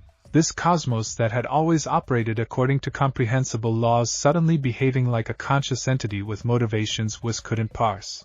These dreams, Whis said carefully, do they show you what happens if the universe becomes too ordered? Death, Beerus said simply. Not violent death, not destruction. Just cessation. Everything stops moving, stops changing, stops being in any meaningful way. Existence without life. Order without purpose. He shuddered, an actual physical response that Whis had never seen from him before. It's worse than destruction, Whis. At least when I destroy something, there's room for new growth afterward. This is just eternal stagnation. The description matched the recursion archives Whis had found, the pattern where angelic oversight accumulated contradictions until the entire system collapsed under its own perfect order. The Grand Priest had framed it as necessary maintenance, divine recursion that allowed new universal iterations to emerge. But what if it wasn't maintenance? What if it was failure? What if the universe kept trying to evolve beyond angelic control, and angelic control kept triggering recursion to prevent that evolution, and the cycle had been repeating for unknowable eons because no one had ever questioned whether the pattern itself was wrong? I think, Whis said slowly, feeling his way through thoughts that could constitute cosmic heresy, that we may be approaching a decision point, a moment where the universe requires us to choose between maintaining current order and allowing fundamental change, and you're scared we'll choose wrong. Beerus's insight was sharp, uncomfortable in its accuracy. I'm scared I don't know what right means anymore. That my entire framework for evaluating decisions might be compromised by the very design that was supposed to make me a perfect evaluator. The admission hung between them, raw and honest in ways that violated every principle of angelic-divine interaction. Attendants didn't confess existential uncertainty to their lords. Angels didn't acknowledge fundamental doubt about their own nature. The hierarchy depended on angels being reliable sources of wisdom, perfect instruments immune to the confusion that plagued lesser beings. But Whis had already violated so many protocols that one more seemed almost liberating. Beerus was quiet for a long moment, his expressions cycling through emotions too complex for Whis to fully parse. Finally, he said, "You know what I think? I think you're having this crisis because you're finally starting to understand how the rest of us feel all the time. Mortals, gods, even me, we're all just making our best guesses and hoping they work out. You've never had to do that before. You've always known, or at least believed you knew. And now you don't, and it's terrifying you." "That's remarkably insightful, Lord Beerus." "Yeah, well, I have moments." Beerus moved toward the door, then paused. "Here's what we're going to do. You're going to keep researching, because that's what you do. You analyze things until they make sense. But you're also going to talk to me about it, regularly, so you don't disappear into your head and emerge 3 weeks later having made decisions you can't take back. And if we reach a point where action is necessary, we decide together. Not you alone, not me alone. Together. That's not how our dynamic typically functions. Our typical dynamic wasn't designed for situations where you're questioning whether reality itself is broken. Adapt, Whis. Isn't that what you're always telling me to do when I want to just destroy problems instead of thinking them through?" The irony wasn't lost on Whis. How many times had he counseled Beerus toward flexibility, toward considering alternative approaches, toward resisting the instinct to solve every problem with destruction? And now here was Beerus, offering him the same wisdom reflected back, teaching the teacher the lesson he'd apparently never fully internalized himself. "You're right," Whis said quietly. "Thank you, Lord Beerus. Don't thank me. Just don't shut me out again. It's lonely when you go distant like that." The admission was quiet, almost embarrassed, and Beerus didn't wait for a response before leaving the study. Whis stood alone among his holographic displays, feeling something shift in his understanding of the situation. He'd been approaching this as a problem requiring his solution, his calculation, his perfect angelic intervention. But Beerus's perspective revealed another possibility, that the solution might require collaboration, might emerge from the friction between different viewpoints rather than from any single perfect analysis. It was a profoundly mortal way of approaching problems. Messy, uncertain, dependent on relationships and trust rather than pure logic. It might be exactly what the situation required. The next day found Whis at the training arena again, but this time he'd brought specific instruments, crystalline sensors he'd constructed based on Bulma's research, calibrated to detect and record the distortions with greater precision than his natural perception allowed. If he was going to understand the patterns in chaos, he needed data that existed outside his potentially compromised consciousness. External verification. Another profoundly unangelic approach to problem solving. Goku and Vegeta were already warming up, their casual sparring producing enough energy to vaporize planets if it weren't carefully contained within the arena's reinforced boundaries. Whis watched them with new appreciation for the contradiction they represented, simultaneously the source of the distortions he feared and potentially the key to understanding them. "Whis!" Goku called out, his characteristic grin bright despite the early hour. "You gonna join us today, or just watch?" "Merely observing for now," Whis replied, arranging his sensors in optimal positions around the arena. "I'm conducting some energy analysis." "Please continue as you normally would." Vegeta's eyes narrowed suspiciously. "Energy analysis. You've been doing a lot of that lately. What exactly are you looking for?" "Patterns," Whis answered truthfully. "I'm attempting to understand how your unique power signatures interact with Universe 7's fundamental structure." "That sounds ominous," Goku said, though his expression remained cheerful. "Should we be worried?" "Not immediately.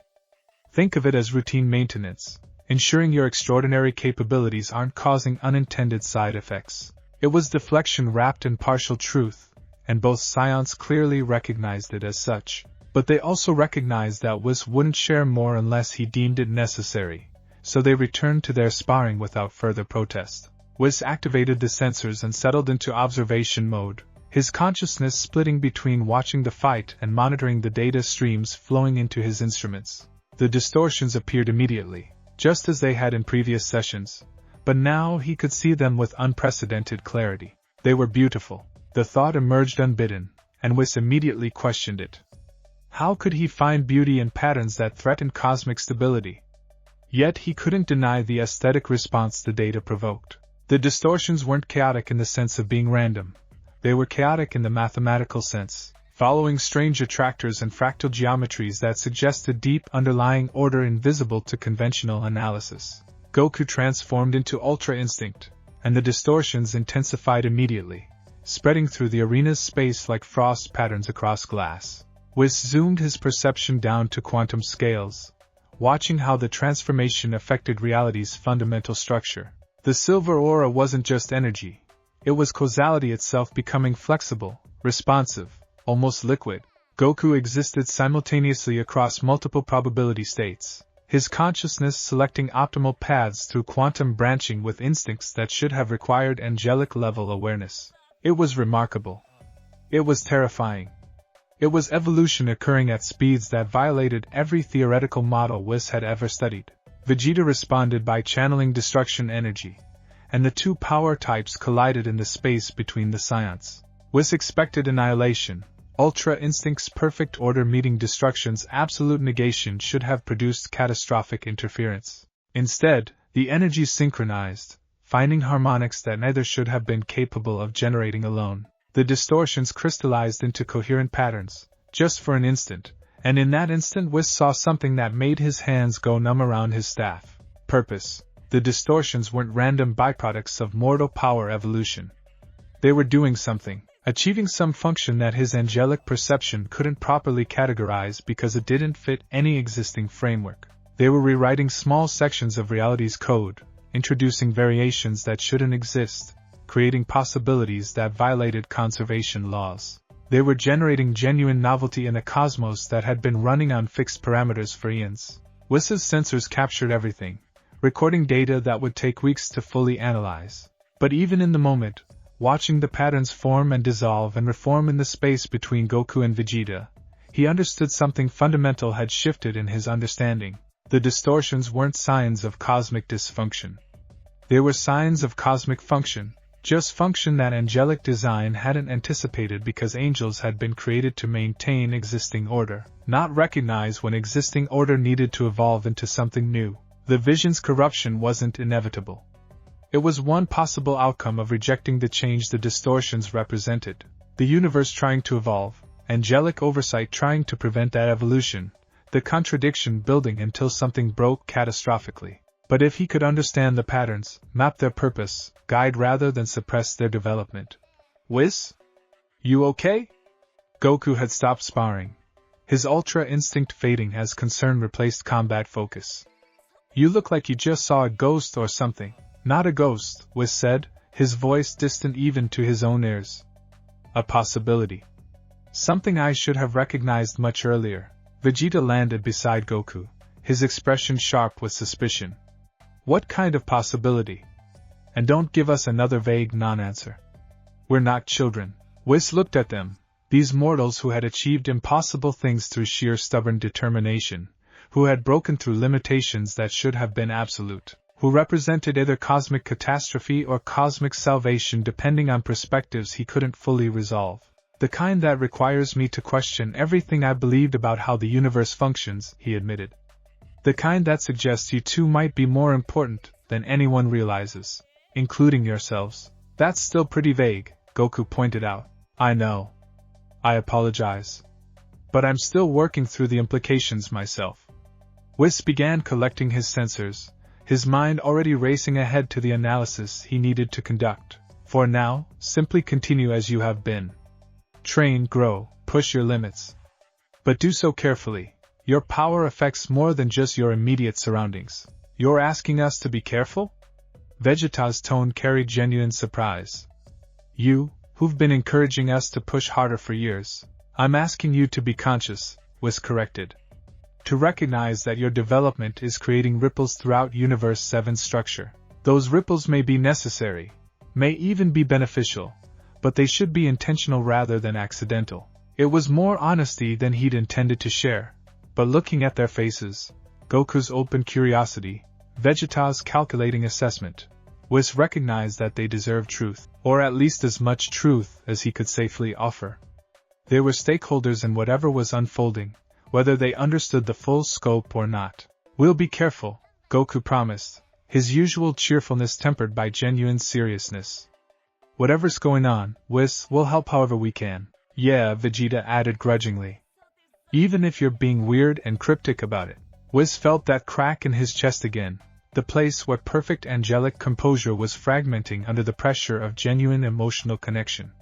These weren't just research subjects or training projects. They were beings he cared about, whose well-being mattered to him independent of their cosmic significance.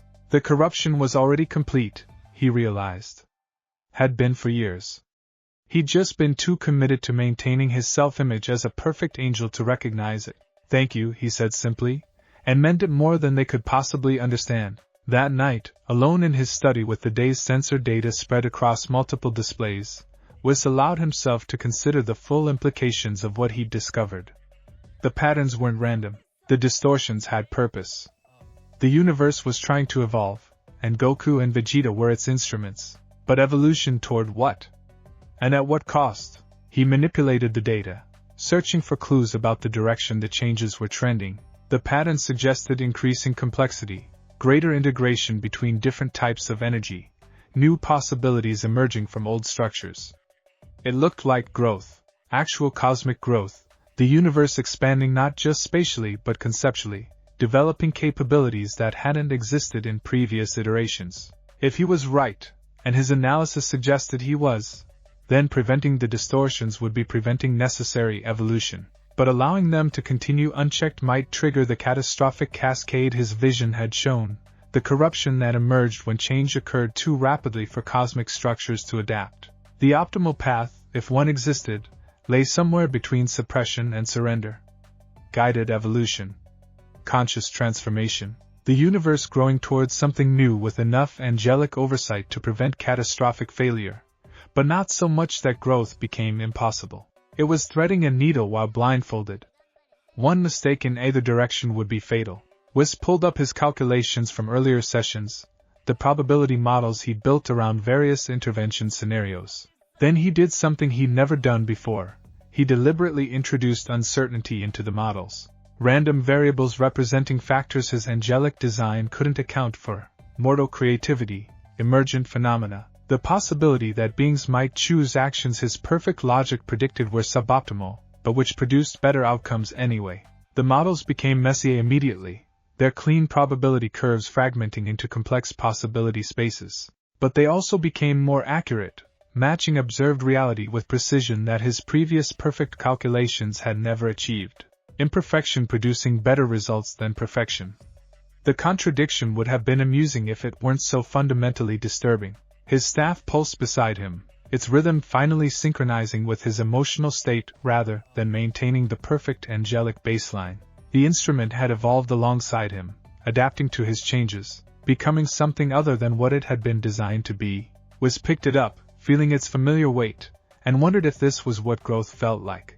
Not the smooth, predictable development that angels experienced as they accumulated knowledge and refined their capabilities, but the messy, uncomfortable transformation that occurred when fundamental assumptions collapsed and new frameworks had to be built from the wreckage of the old. Outside his study, Beerus was probably sleeping, dreaming his warnings about sterile perfection. Somewhere on Earth, Bulma was refining her instruments, independently discovering evidence of cosmic transformation. Goku and Vegeta rested, their impossible power growing stronger with each passing day, their very existence rewriting the rules about what mortals could achieve. And Whis sat among his data, this angel who had seen too much and understood too clearly that the universe was approaching a decision point that would determine whether existence continued evolving or collapsed into the recursive cycle that had claimed previous iterations. The weight of omniscience pressed down on him, knowledge that couldn't be shared, responsibility that couldn't be delegated, choices that would have to be made with imperfect information and uncertain outcomes. But for the first time since the vision, Whis felt something other than pure terror at the prospect. He felt something that might, tentatively, be called hope, because patterns in chaos could be understood. Purpose could be discovered. And evolution, properly guided, might just be stronger than corruption. The future remained uncertain. But uncertainty, he was learning, might be exactly what the situation required. The training construct materialized in the center of the arena like a wound opening in reality. crystalline edges that caught and refracted light in ways that hurt to look at directly, its form constantly shifting between states that suggested both solid matter and pure energy. Whis had spent 3 days designing it, 3 days during which he'd barely slept despite angelic physiology rendering sleep optional. 3 days of obsessive calculation and recalculation until the parameters felt right. Or as right as anything could feel when you were deliberately engineering a test that would either validate your increasingly heretical theories or prove that your corruption had progressed beyond the point of reliable judgment. That's... Goku tilted his head, his expression caught between fascination and uncertainty. That's not like your usual training dummies, Whis. No, Whis agreed, his voice carrying the lightness he didn't feel. This construct is somewhat more sophisticated. It's designed to adapt not just to your techniques, but to your intentions, to respond to the decisions you're about to make rather than the actions you've already taken. Vegeta's eyes narrowed with the kind of suspicious intelligence that had served him well throughout his tumultuous life. You're testing precognition, whether we can sense threats before they manifest physically. Partially correct. I'm testing whether you can perceive causal threads, the connections between intention and outcome that exist in the space before either becomes concrete reality. Whis gestured with his staff, and the construct pulsed with energy that felt wrong in ways he couldn't articulate. Think of it as learning to read the universe's body language.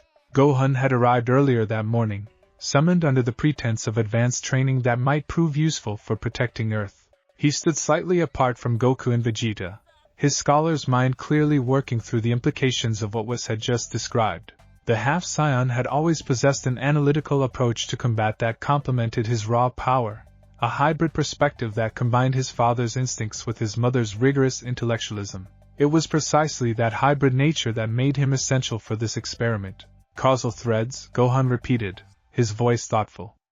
You're talking about perceiving reality at a level that precedes physical manifestation.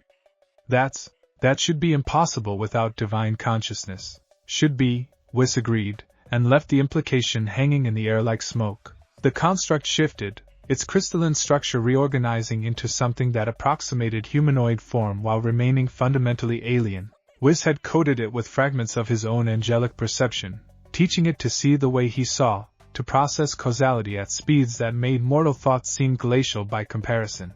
But he'd also introduced deliberate limitations, blind spots that would force the construct to rely on prediction rather than perfect awareness. It was a mirror of his own compromised state, this thing he'd built.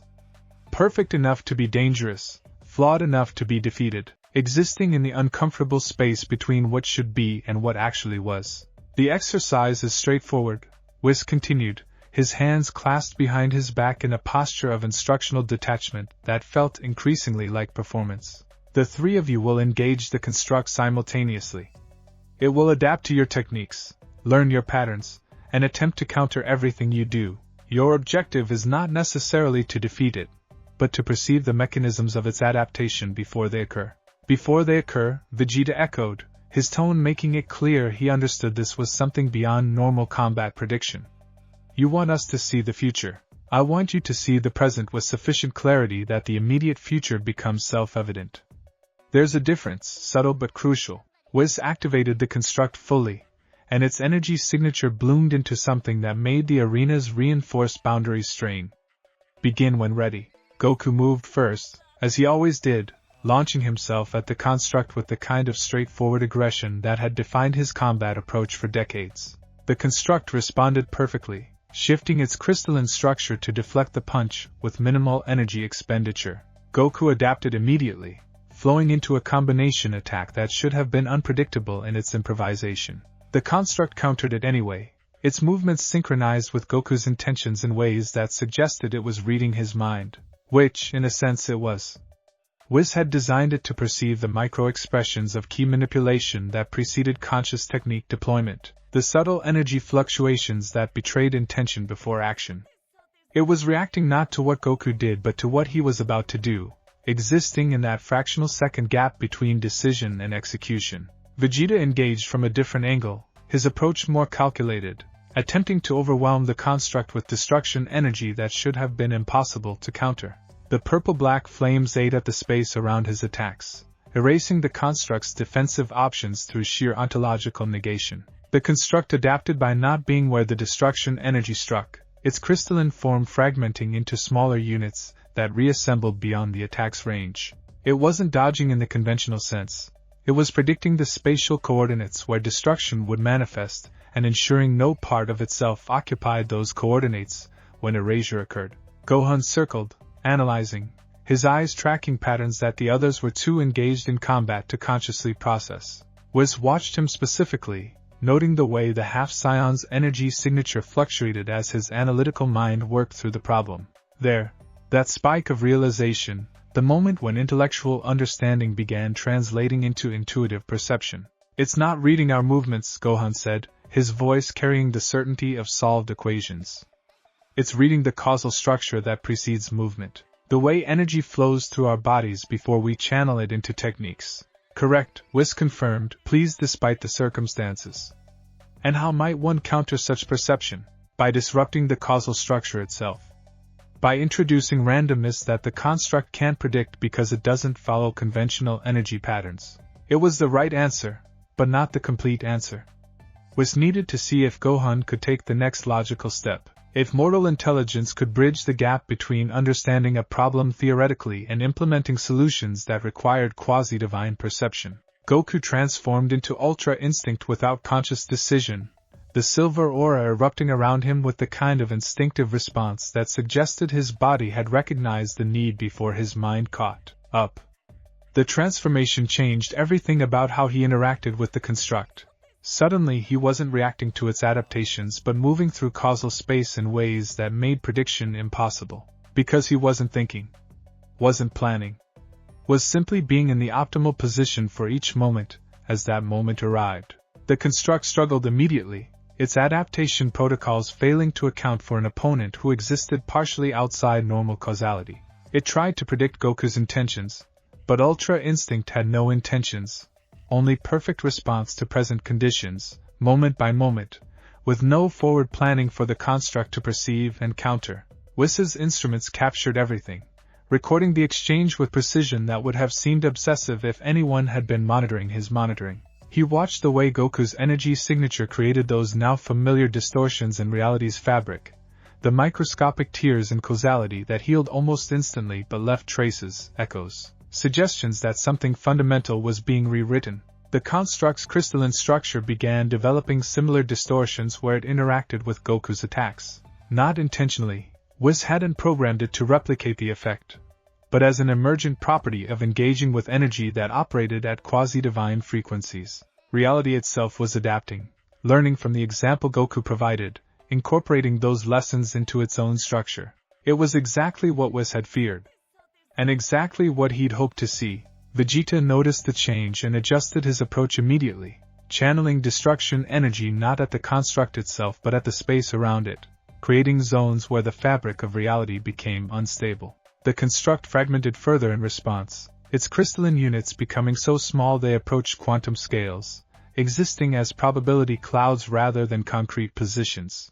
And there, in the intersection between Goku's causality-defying movement and Vegeta's reality-destabilizing destruction, Gohan struck, not with raw power but with precisely calculated energy that exploited the instabilities the others had created. His attack shouldn't have been the decisive blow. He was powerful but not on their level. Yet the construct shattered under the impact, its crystalline structure collapsing into cascading fragments that dissolved into ambient energy. The three Saiyans stood breathing heavily, their power signatures slowly returning to baseline levels. They'd won, but the victory clearly felt hollow. They could all sense they'd been tested on criteria beyond simple combat capability. Whis allowed the silence to stretch, examining his instrument readings with attention that bordered on manic focus. The data confirmed what he'd observed directly. All three of them had, at various points during the engagement, demonstrated perception that shouldn't be possible without divine consciousness. Goku through Ultra Instinct's temporal awareness, Vegeta through his increasingly sophisticated manipulation of fundamental forces, and Gohan through pure analytical brilliance that had somehow transcended intellectual understanding to achieve intuitive recognition of causal structures. They were evolving. Not just growing stronger, but developing capabilities that bridged the gap between mortal limitation and divine function. And they were doing it not through careful training or controlled progression, but through the messy, chaotic process of simply trying to solve problems that conventional approaches couldn't address. It was beautiful. It was terrifying. It was exactly the pattern his vision had shown, mortal power reaching toward heights that cosmic structure hadn't been designed to accommodate. That wasn't a normal training exercise, Gohan said finally, his voice carrying an edge Whis rarely heard from the usually mild-mannered scholar. You weren't testing our combat skills. You were testing whether we could perceive things we shouldn't be able to perceive, and? Whis kept his tone light, conversational, though his hands had tightened around his staff hard enough that the crystal orb's glow flickered. What did you discover about your perceptual capabilities? That they're developing faster than they should be. Gohan's gaze was uncomfortably direct, carrying the weight of someone who'd spent too many hours in libraries to be easily misdirected.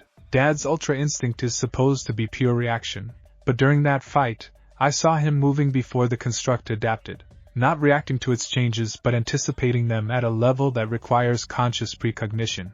Vegeta's destruction energy is leaving traces. I could see them, feel them, like scars in the air that took seconds to fade. And He paused, clearly struggling to articulate what he'd experienced. I knew where to strike. Not calculated it, not figured it out, but knew it the way you know which direction is up.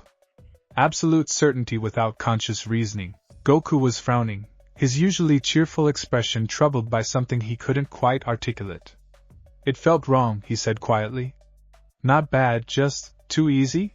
Like I was cheating somehow, seeing answers to questions I hadn't asked yet. That's because you were perceiving causal structures that exist prior to physical manifestation, Whis explained, his voice steady despite the implications spiraling through his mind. You were seeing reality the way divine beings see it, not as a sequence of events but as a network of connected possibilities, with present actions creating resonance through future outcomes. And that's a problem. Vegeta's statement wasn't a question. The prince had always possessed an instinct for recognizing when something fundamental was wrong, a survivor's sensitivity to threats that existed at levels beyond immediate perception. You're not excited about this development. You're concerned. I'm evaluating. Whis gestured for them to follow him to the arena's edge, where he'd set up monitoring equipment that looked innocuous but represented the culmination of weeks of obsessive research. Your power evolution is creating effects that extend beyond personal capability. Each breakthrough you achieve sends ripples through Universe 7's fundamental structure. He pulled up holographic displays showing the distortion patterns he'd been documenting, the crystalline data representations that had consumed so many sleepless nights. To their credit, all three Saiyans studied the images with genuine attention, their combat-sharpened minds working to parse information that would have required advanced degrees for most mortals to comprehend. These irregularities appear whenever you use your most advanced techniques, Whis continued, highlighting specific patterns. They're not dangerous in isolation, but they're accumulating, creating complexity in systems that were designed for relatively straightforward operation. You're saying we're breaking the universe. Gohan's voice was flat, the kind of emotional suppression that suggested he was working very hard to maintain analytical detachment. I'm saying you're changing the universe. Whether that change constitutes breaking or evolution remains unclear. Whis pulled up comparison data, showing how the distortion patterns had grown more complex over recent months. But the change is accelerating, and I don't yet understand where it's leading. So what do you need from us? Goku asked, his characteristic directness cutting through the tension. You didn't set up this test just to show us pretty pictures. You want something. Whis felt something in his chest, that crack in perfect angelic composure that had been widening steadily since the vision. They deserved honesty. Or at least, they deserved as much honesty as he could offer without triggering the cascade of consequences that complete disclosure would unleash. I need your perspective, he said, the admission coming harder than expected. You three represent something unprecedented in my observation of Universe 7. You've achieved power levels that approach divine function while retaining fundamentally mortal consciousness. That hybrid state allows you to perceive aspects of reality that pure divine beings might miss. Because gods think differently than mortals, Gohan said, his scholar's mind immediately grasping the implication. You're structured for perfection, for operating according to established cosmic laws. But we're structured for adaptation, for finding solutions that don't fit conventional frameworks. You think we might see something about these distortions that you can't? Precisely. Whis manipulated the displays, highlighting sections where the patterns seemed almost deliberate, where chaos resolved into temporary order before dissolving again. These distortions have structure. Purpose, possibly. But I can't determine what that purpose is because my perceptual framework is designed to identify dysfunction, not recognize when apparent dysfunction might actually be necessary evolution. Vegeta moved closer to the displays, his eyes tracking patterns with the intensity he usually reserved for analyzing enemy techniques. You're asking if we think the universe is trying to tell you something. If these distortions are actually communication. I'm asking if you can perceive intention in phenomena that I can only categorize as anomalous. Whis pulled up the specific data from their recent fight against the construct. During the engagement, all three of you demonstrated capabilities that shouldn't be possible. But you didn't seem to struggle with them. They felt natural, correct, like you were simply doing what the situation required rather than violating cosmic laws. Because from our perspective, we weren't violating anything, Goku said slowly, working through thoughts with visible effort. It's like, when I use Ultra Instinct, I'm not thinking I'm going to move outside normal time or I'm going to perceive things before they happen. I'm just empty. Just responding. And the response includes whatever it needs to include. Instinct doesn't calculate whether something should be possible, Gohan added, his analytical mind providing framework for his father's intuitive insight. It simply does what works. If perceiving causal structures helps survival, instinct incorporates that perception without questioning whether it violates theoretical limitations. Which means we might be doing things you think are impossible without even realizing we're doing them, Vegeta concluded, his expression showing the kind of grim satisfaction he felt when problems became clear enough to solve. You want us to examine these distortions and tell you if they feel wrong or natural, if there's something to fix or something to work with. Yes. The single syllable carried more weight than Whis had intended, and he saw recognition flash across all three faces, awareness that he was asking them to make judgments about cosmic mechanics that should be far beyond mortal authority. Gohan approached the displays first, his scholarly approach making him the natural analyst. His eyes tracked the distortion patterns with focus that reminded Whis uncomfortably of his own obsessive documentation sessions. The half-Saiyon's energy signature fluctuated subtly as he processed what he was seeing, micro-expressions of power that suggested his consciousness was engaging with the data at levels deeper than purely visual analysis. They're not random, Gohan said after several minutes of study. The patterns have mathematical consistency. See here. He gestured to a particularly complex section. This resembles a fractal sequence, self-similar across different scales, which suggests underlying organizational principles rather than pure chaos. I'd noticed the fractal characteristics, Whis confirmed. But I couldn't determine if they represented natural organization or imposed structure. They feel natural. Gohan's certainty was immediate, instinctive in ways that contradicted his usual analytical caution. I can't explain why, but looking at these patterns doesn't trigger any sense of wrongness. They're complex, definitely more complex than the baseline you're showing from before our power increases, but not corrupt. Not diseased. Just more. Goku moved to stand beside his son, studying the displays with less technical understanding but equal attention. His approach to problems had always been more intuitive than analytical, relying on instincts honed through countless battles to sense truth that calculations might miss. Whis watched him carefully, noting the way his expression shifted as he processed what he was seeing. It looks like growth, Goku said finally. Like when you watch a plant growing in fast forward. Lots of branching and complexity that seems chaotic but is actually the plant finding the best way to reach sunlight. These patterns feel like that. Like something reaching toward something. The observation was remarkably insightful for someone who usually preferred fighting to philosophy, but Goku had always possessed a talent for perceiving essential truths beneath surface complexity, for cutting through elaborate theory to reach fundamental understanding. Vegeta's analysis was characteristically more aggressive, his approach to the data almost combative as he searched for weaknesses, flaws, points where the patterns might be vulnerable to disruption. But Whis could see the moment when his assessment shifted, when suspicion gave way to reluctant recognition. These aren't threatening, Vegeta said, his tone carrying frustration at having to admit it. They should be. Complexity at this scale should indicate instability, system stress, impending failure, but they don't feel unstable. They feel like... He paused, clearly struggling with vocabulary.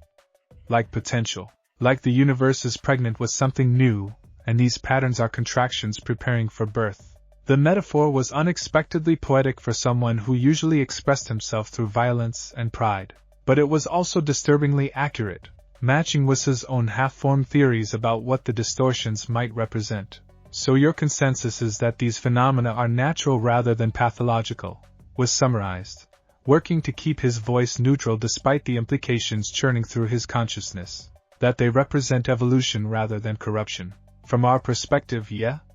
Goku's agreement was immediate, uncomplicated. But we're not angels. Maybe we're missing something you can see, or perhaps you're seeing something I can't. Whis dismissed the displays with a gesture that felt heavier than it should. That's precisely the problem. My perceptual framework is optimized for maintaining existing order, which makes me potentially blind to situations where order itself needs to evolve into something new. You're questioning whether you can trust your own judgment. Gohan's insight was sharp, uncomfortable in its accuracy. That's why you brought us here. Not just to test our capabilities but to calibrate your analysis against beings who aren't constrained by divine perceptual limitations. An elegant summary. Whis allowed himself a small smile, though it felt more like a grimace. I've been documenting your development for weeks now, searching for evidence of dysfunction. Instead, I keep finding evidence of function, just function that doesn't match established frameworks for how universal mechanics should operate. So the universe is doing something new, Vegeta said bluntly. And you're scared because new could mean catastrophic and you won't know which until it's too late to prevent disaster. Essentially correct. The admission cost more than Whis had expected, this acknowledgement that he, perfect angel, eternal observer, was operating in territory where his perfection became liability rather than asset. The three Saiyans exchanged glances, some kind of communication passing between them that didn't require words. Whis had observed similar exchanges countless times during their various partnerships and rivalries, but now he found himself wondering what it felt like. This mortal capacity for unspoken understanding based on shared experience and emotional resonance. Angels communicated with perfect clarity, but perhaps perfect clarity missed something essential that mortals access through their beautiful, messy approximations. What do you need us to do? Goku asked finally, speaking for all three with an authority that wasn't his by position but which the others clearly accepted.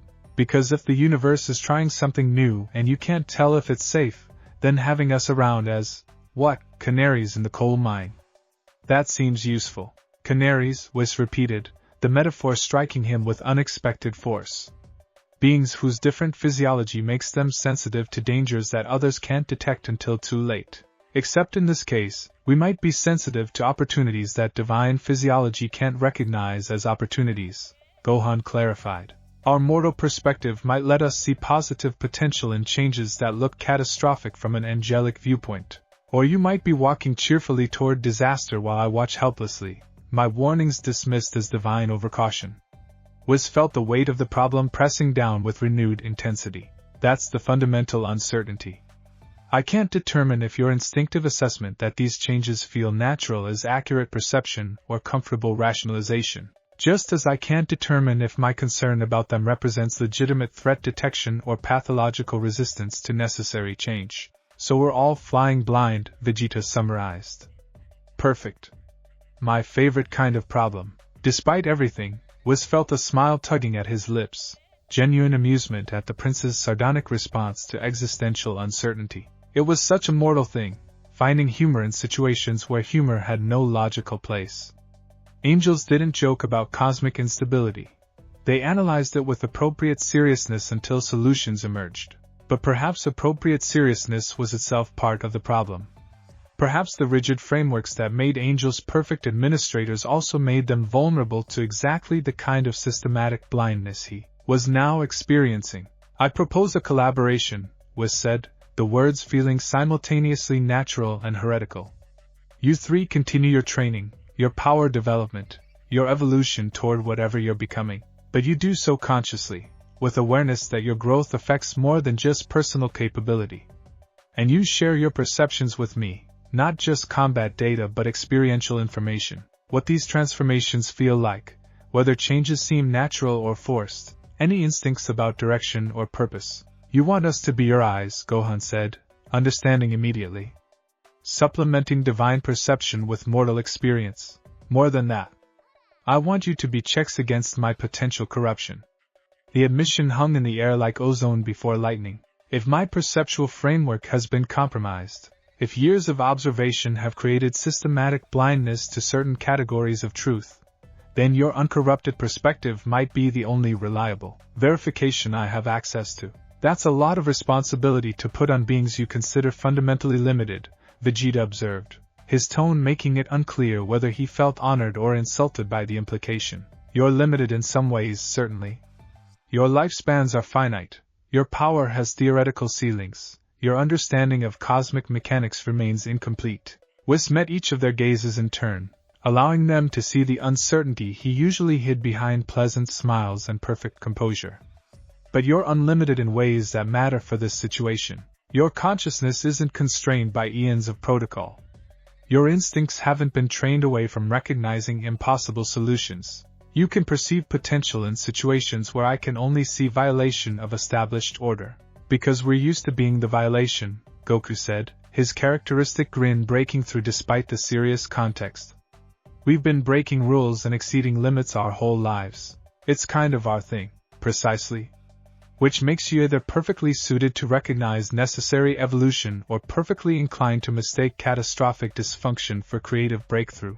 Whis felt the paradox pressing against his consciousness like physical weight.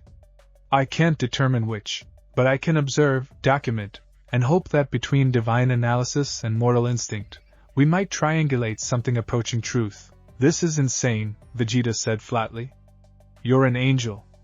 We're mortals who happen to get unusually strong. The idea that our gut feelings about cosmic mechanics should override your perfect perception is fundamentally absurd. I agree completely. Whis' smile was sharp, almost painful. Yet here we stand, because the alternative is trusting my perfect perception despite increasing evidence that perfection itself might be the problem. The silence that followed carried weight that seemed to press against the arena's reinforced boundaries. Somewhere in the distance, Beerus was probably waking from his afternoon nap, preparing to demand food and entertainment with the casual authority of a being who never questioned his fundamental nature.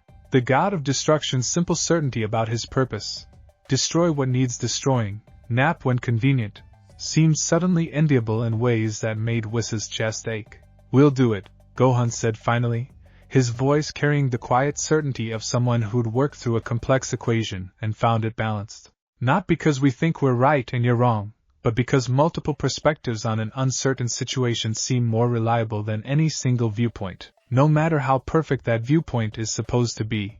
The scientific method applied to cosmic mechanics, Whis observed.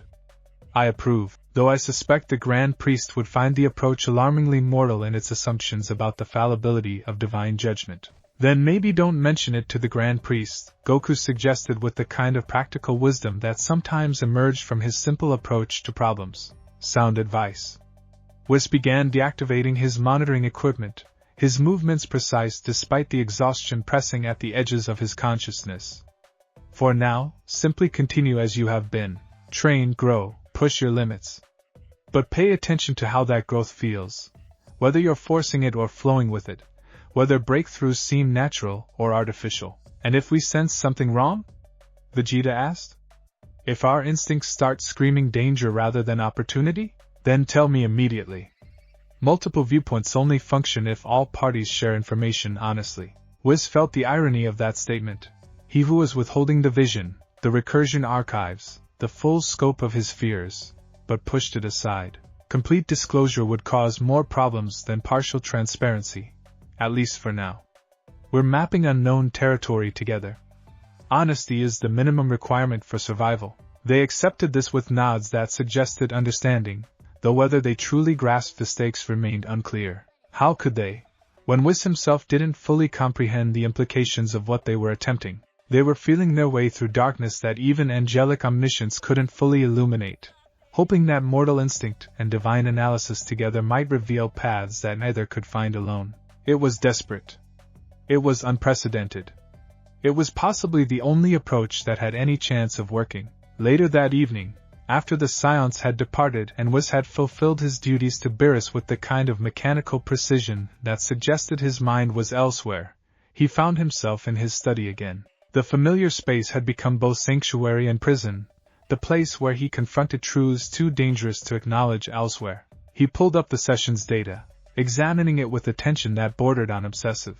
The Science assessment that the distortions felt natural rather than pathological was interesting, but what truly caught his focus was the way their energy signatures had changed during the analysis itself. All three of them had unconsciously synchronized while studying the displays, their individual power signatures developing harmonic resonance that amplified their collective perception. It wasn't fusion, they'd maintained separate identities and consciousness, but they'd achieved something like shared awareness, each one's understanding informing and enhancing the others. It was exactly the kind of emergent property that cosmic structures weren't designed to accommodate. Individual beings were supposed to remain individual, their consciousnesses separate and distinct. Collective awareness beyond simple communication suggested something new trying to manifest through them, reality itself experimenting with configurations that violated fundamental principles about the nature of existence.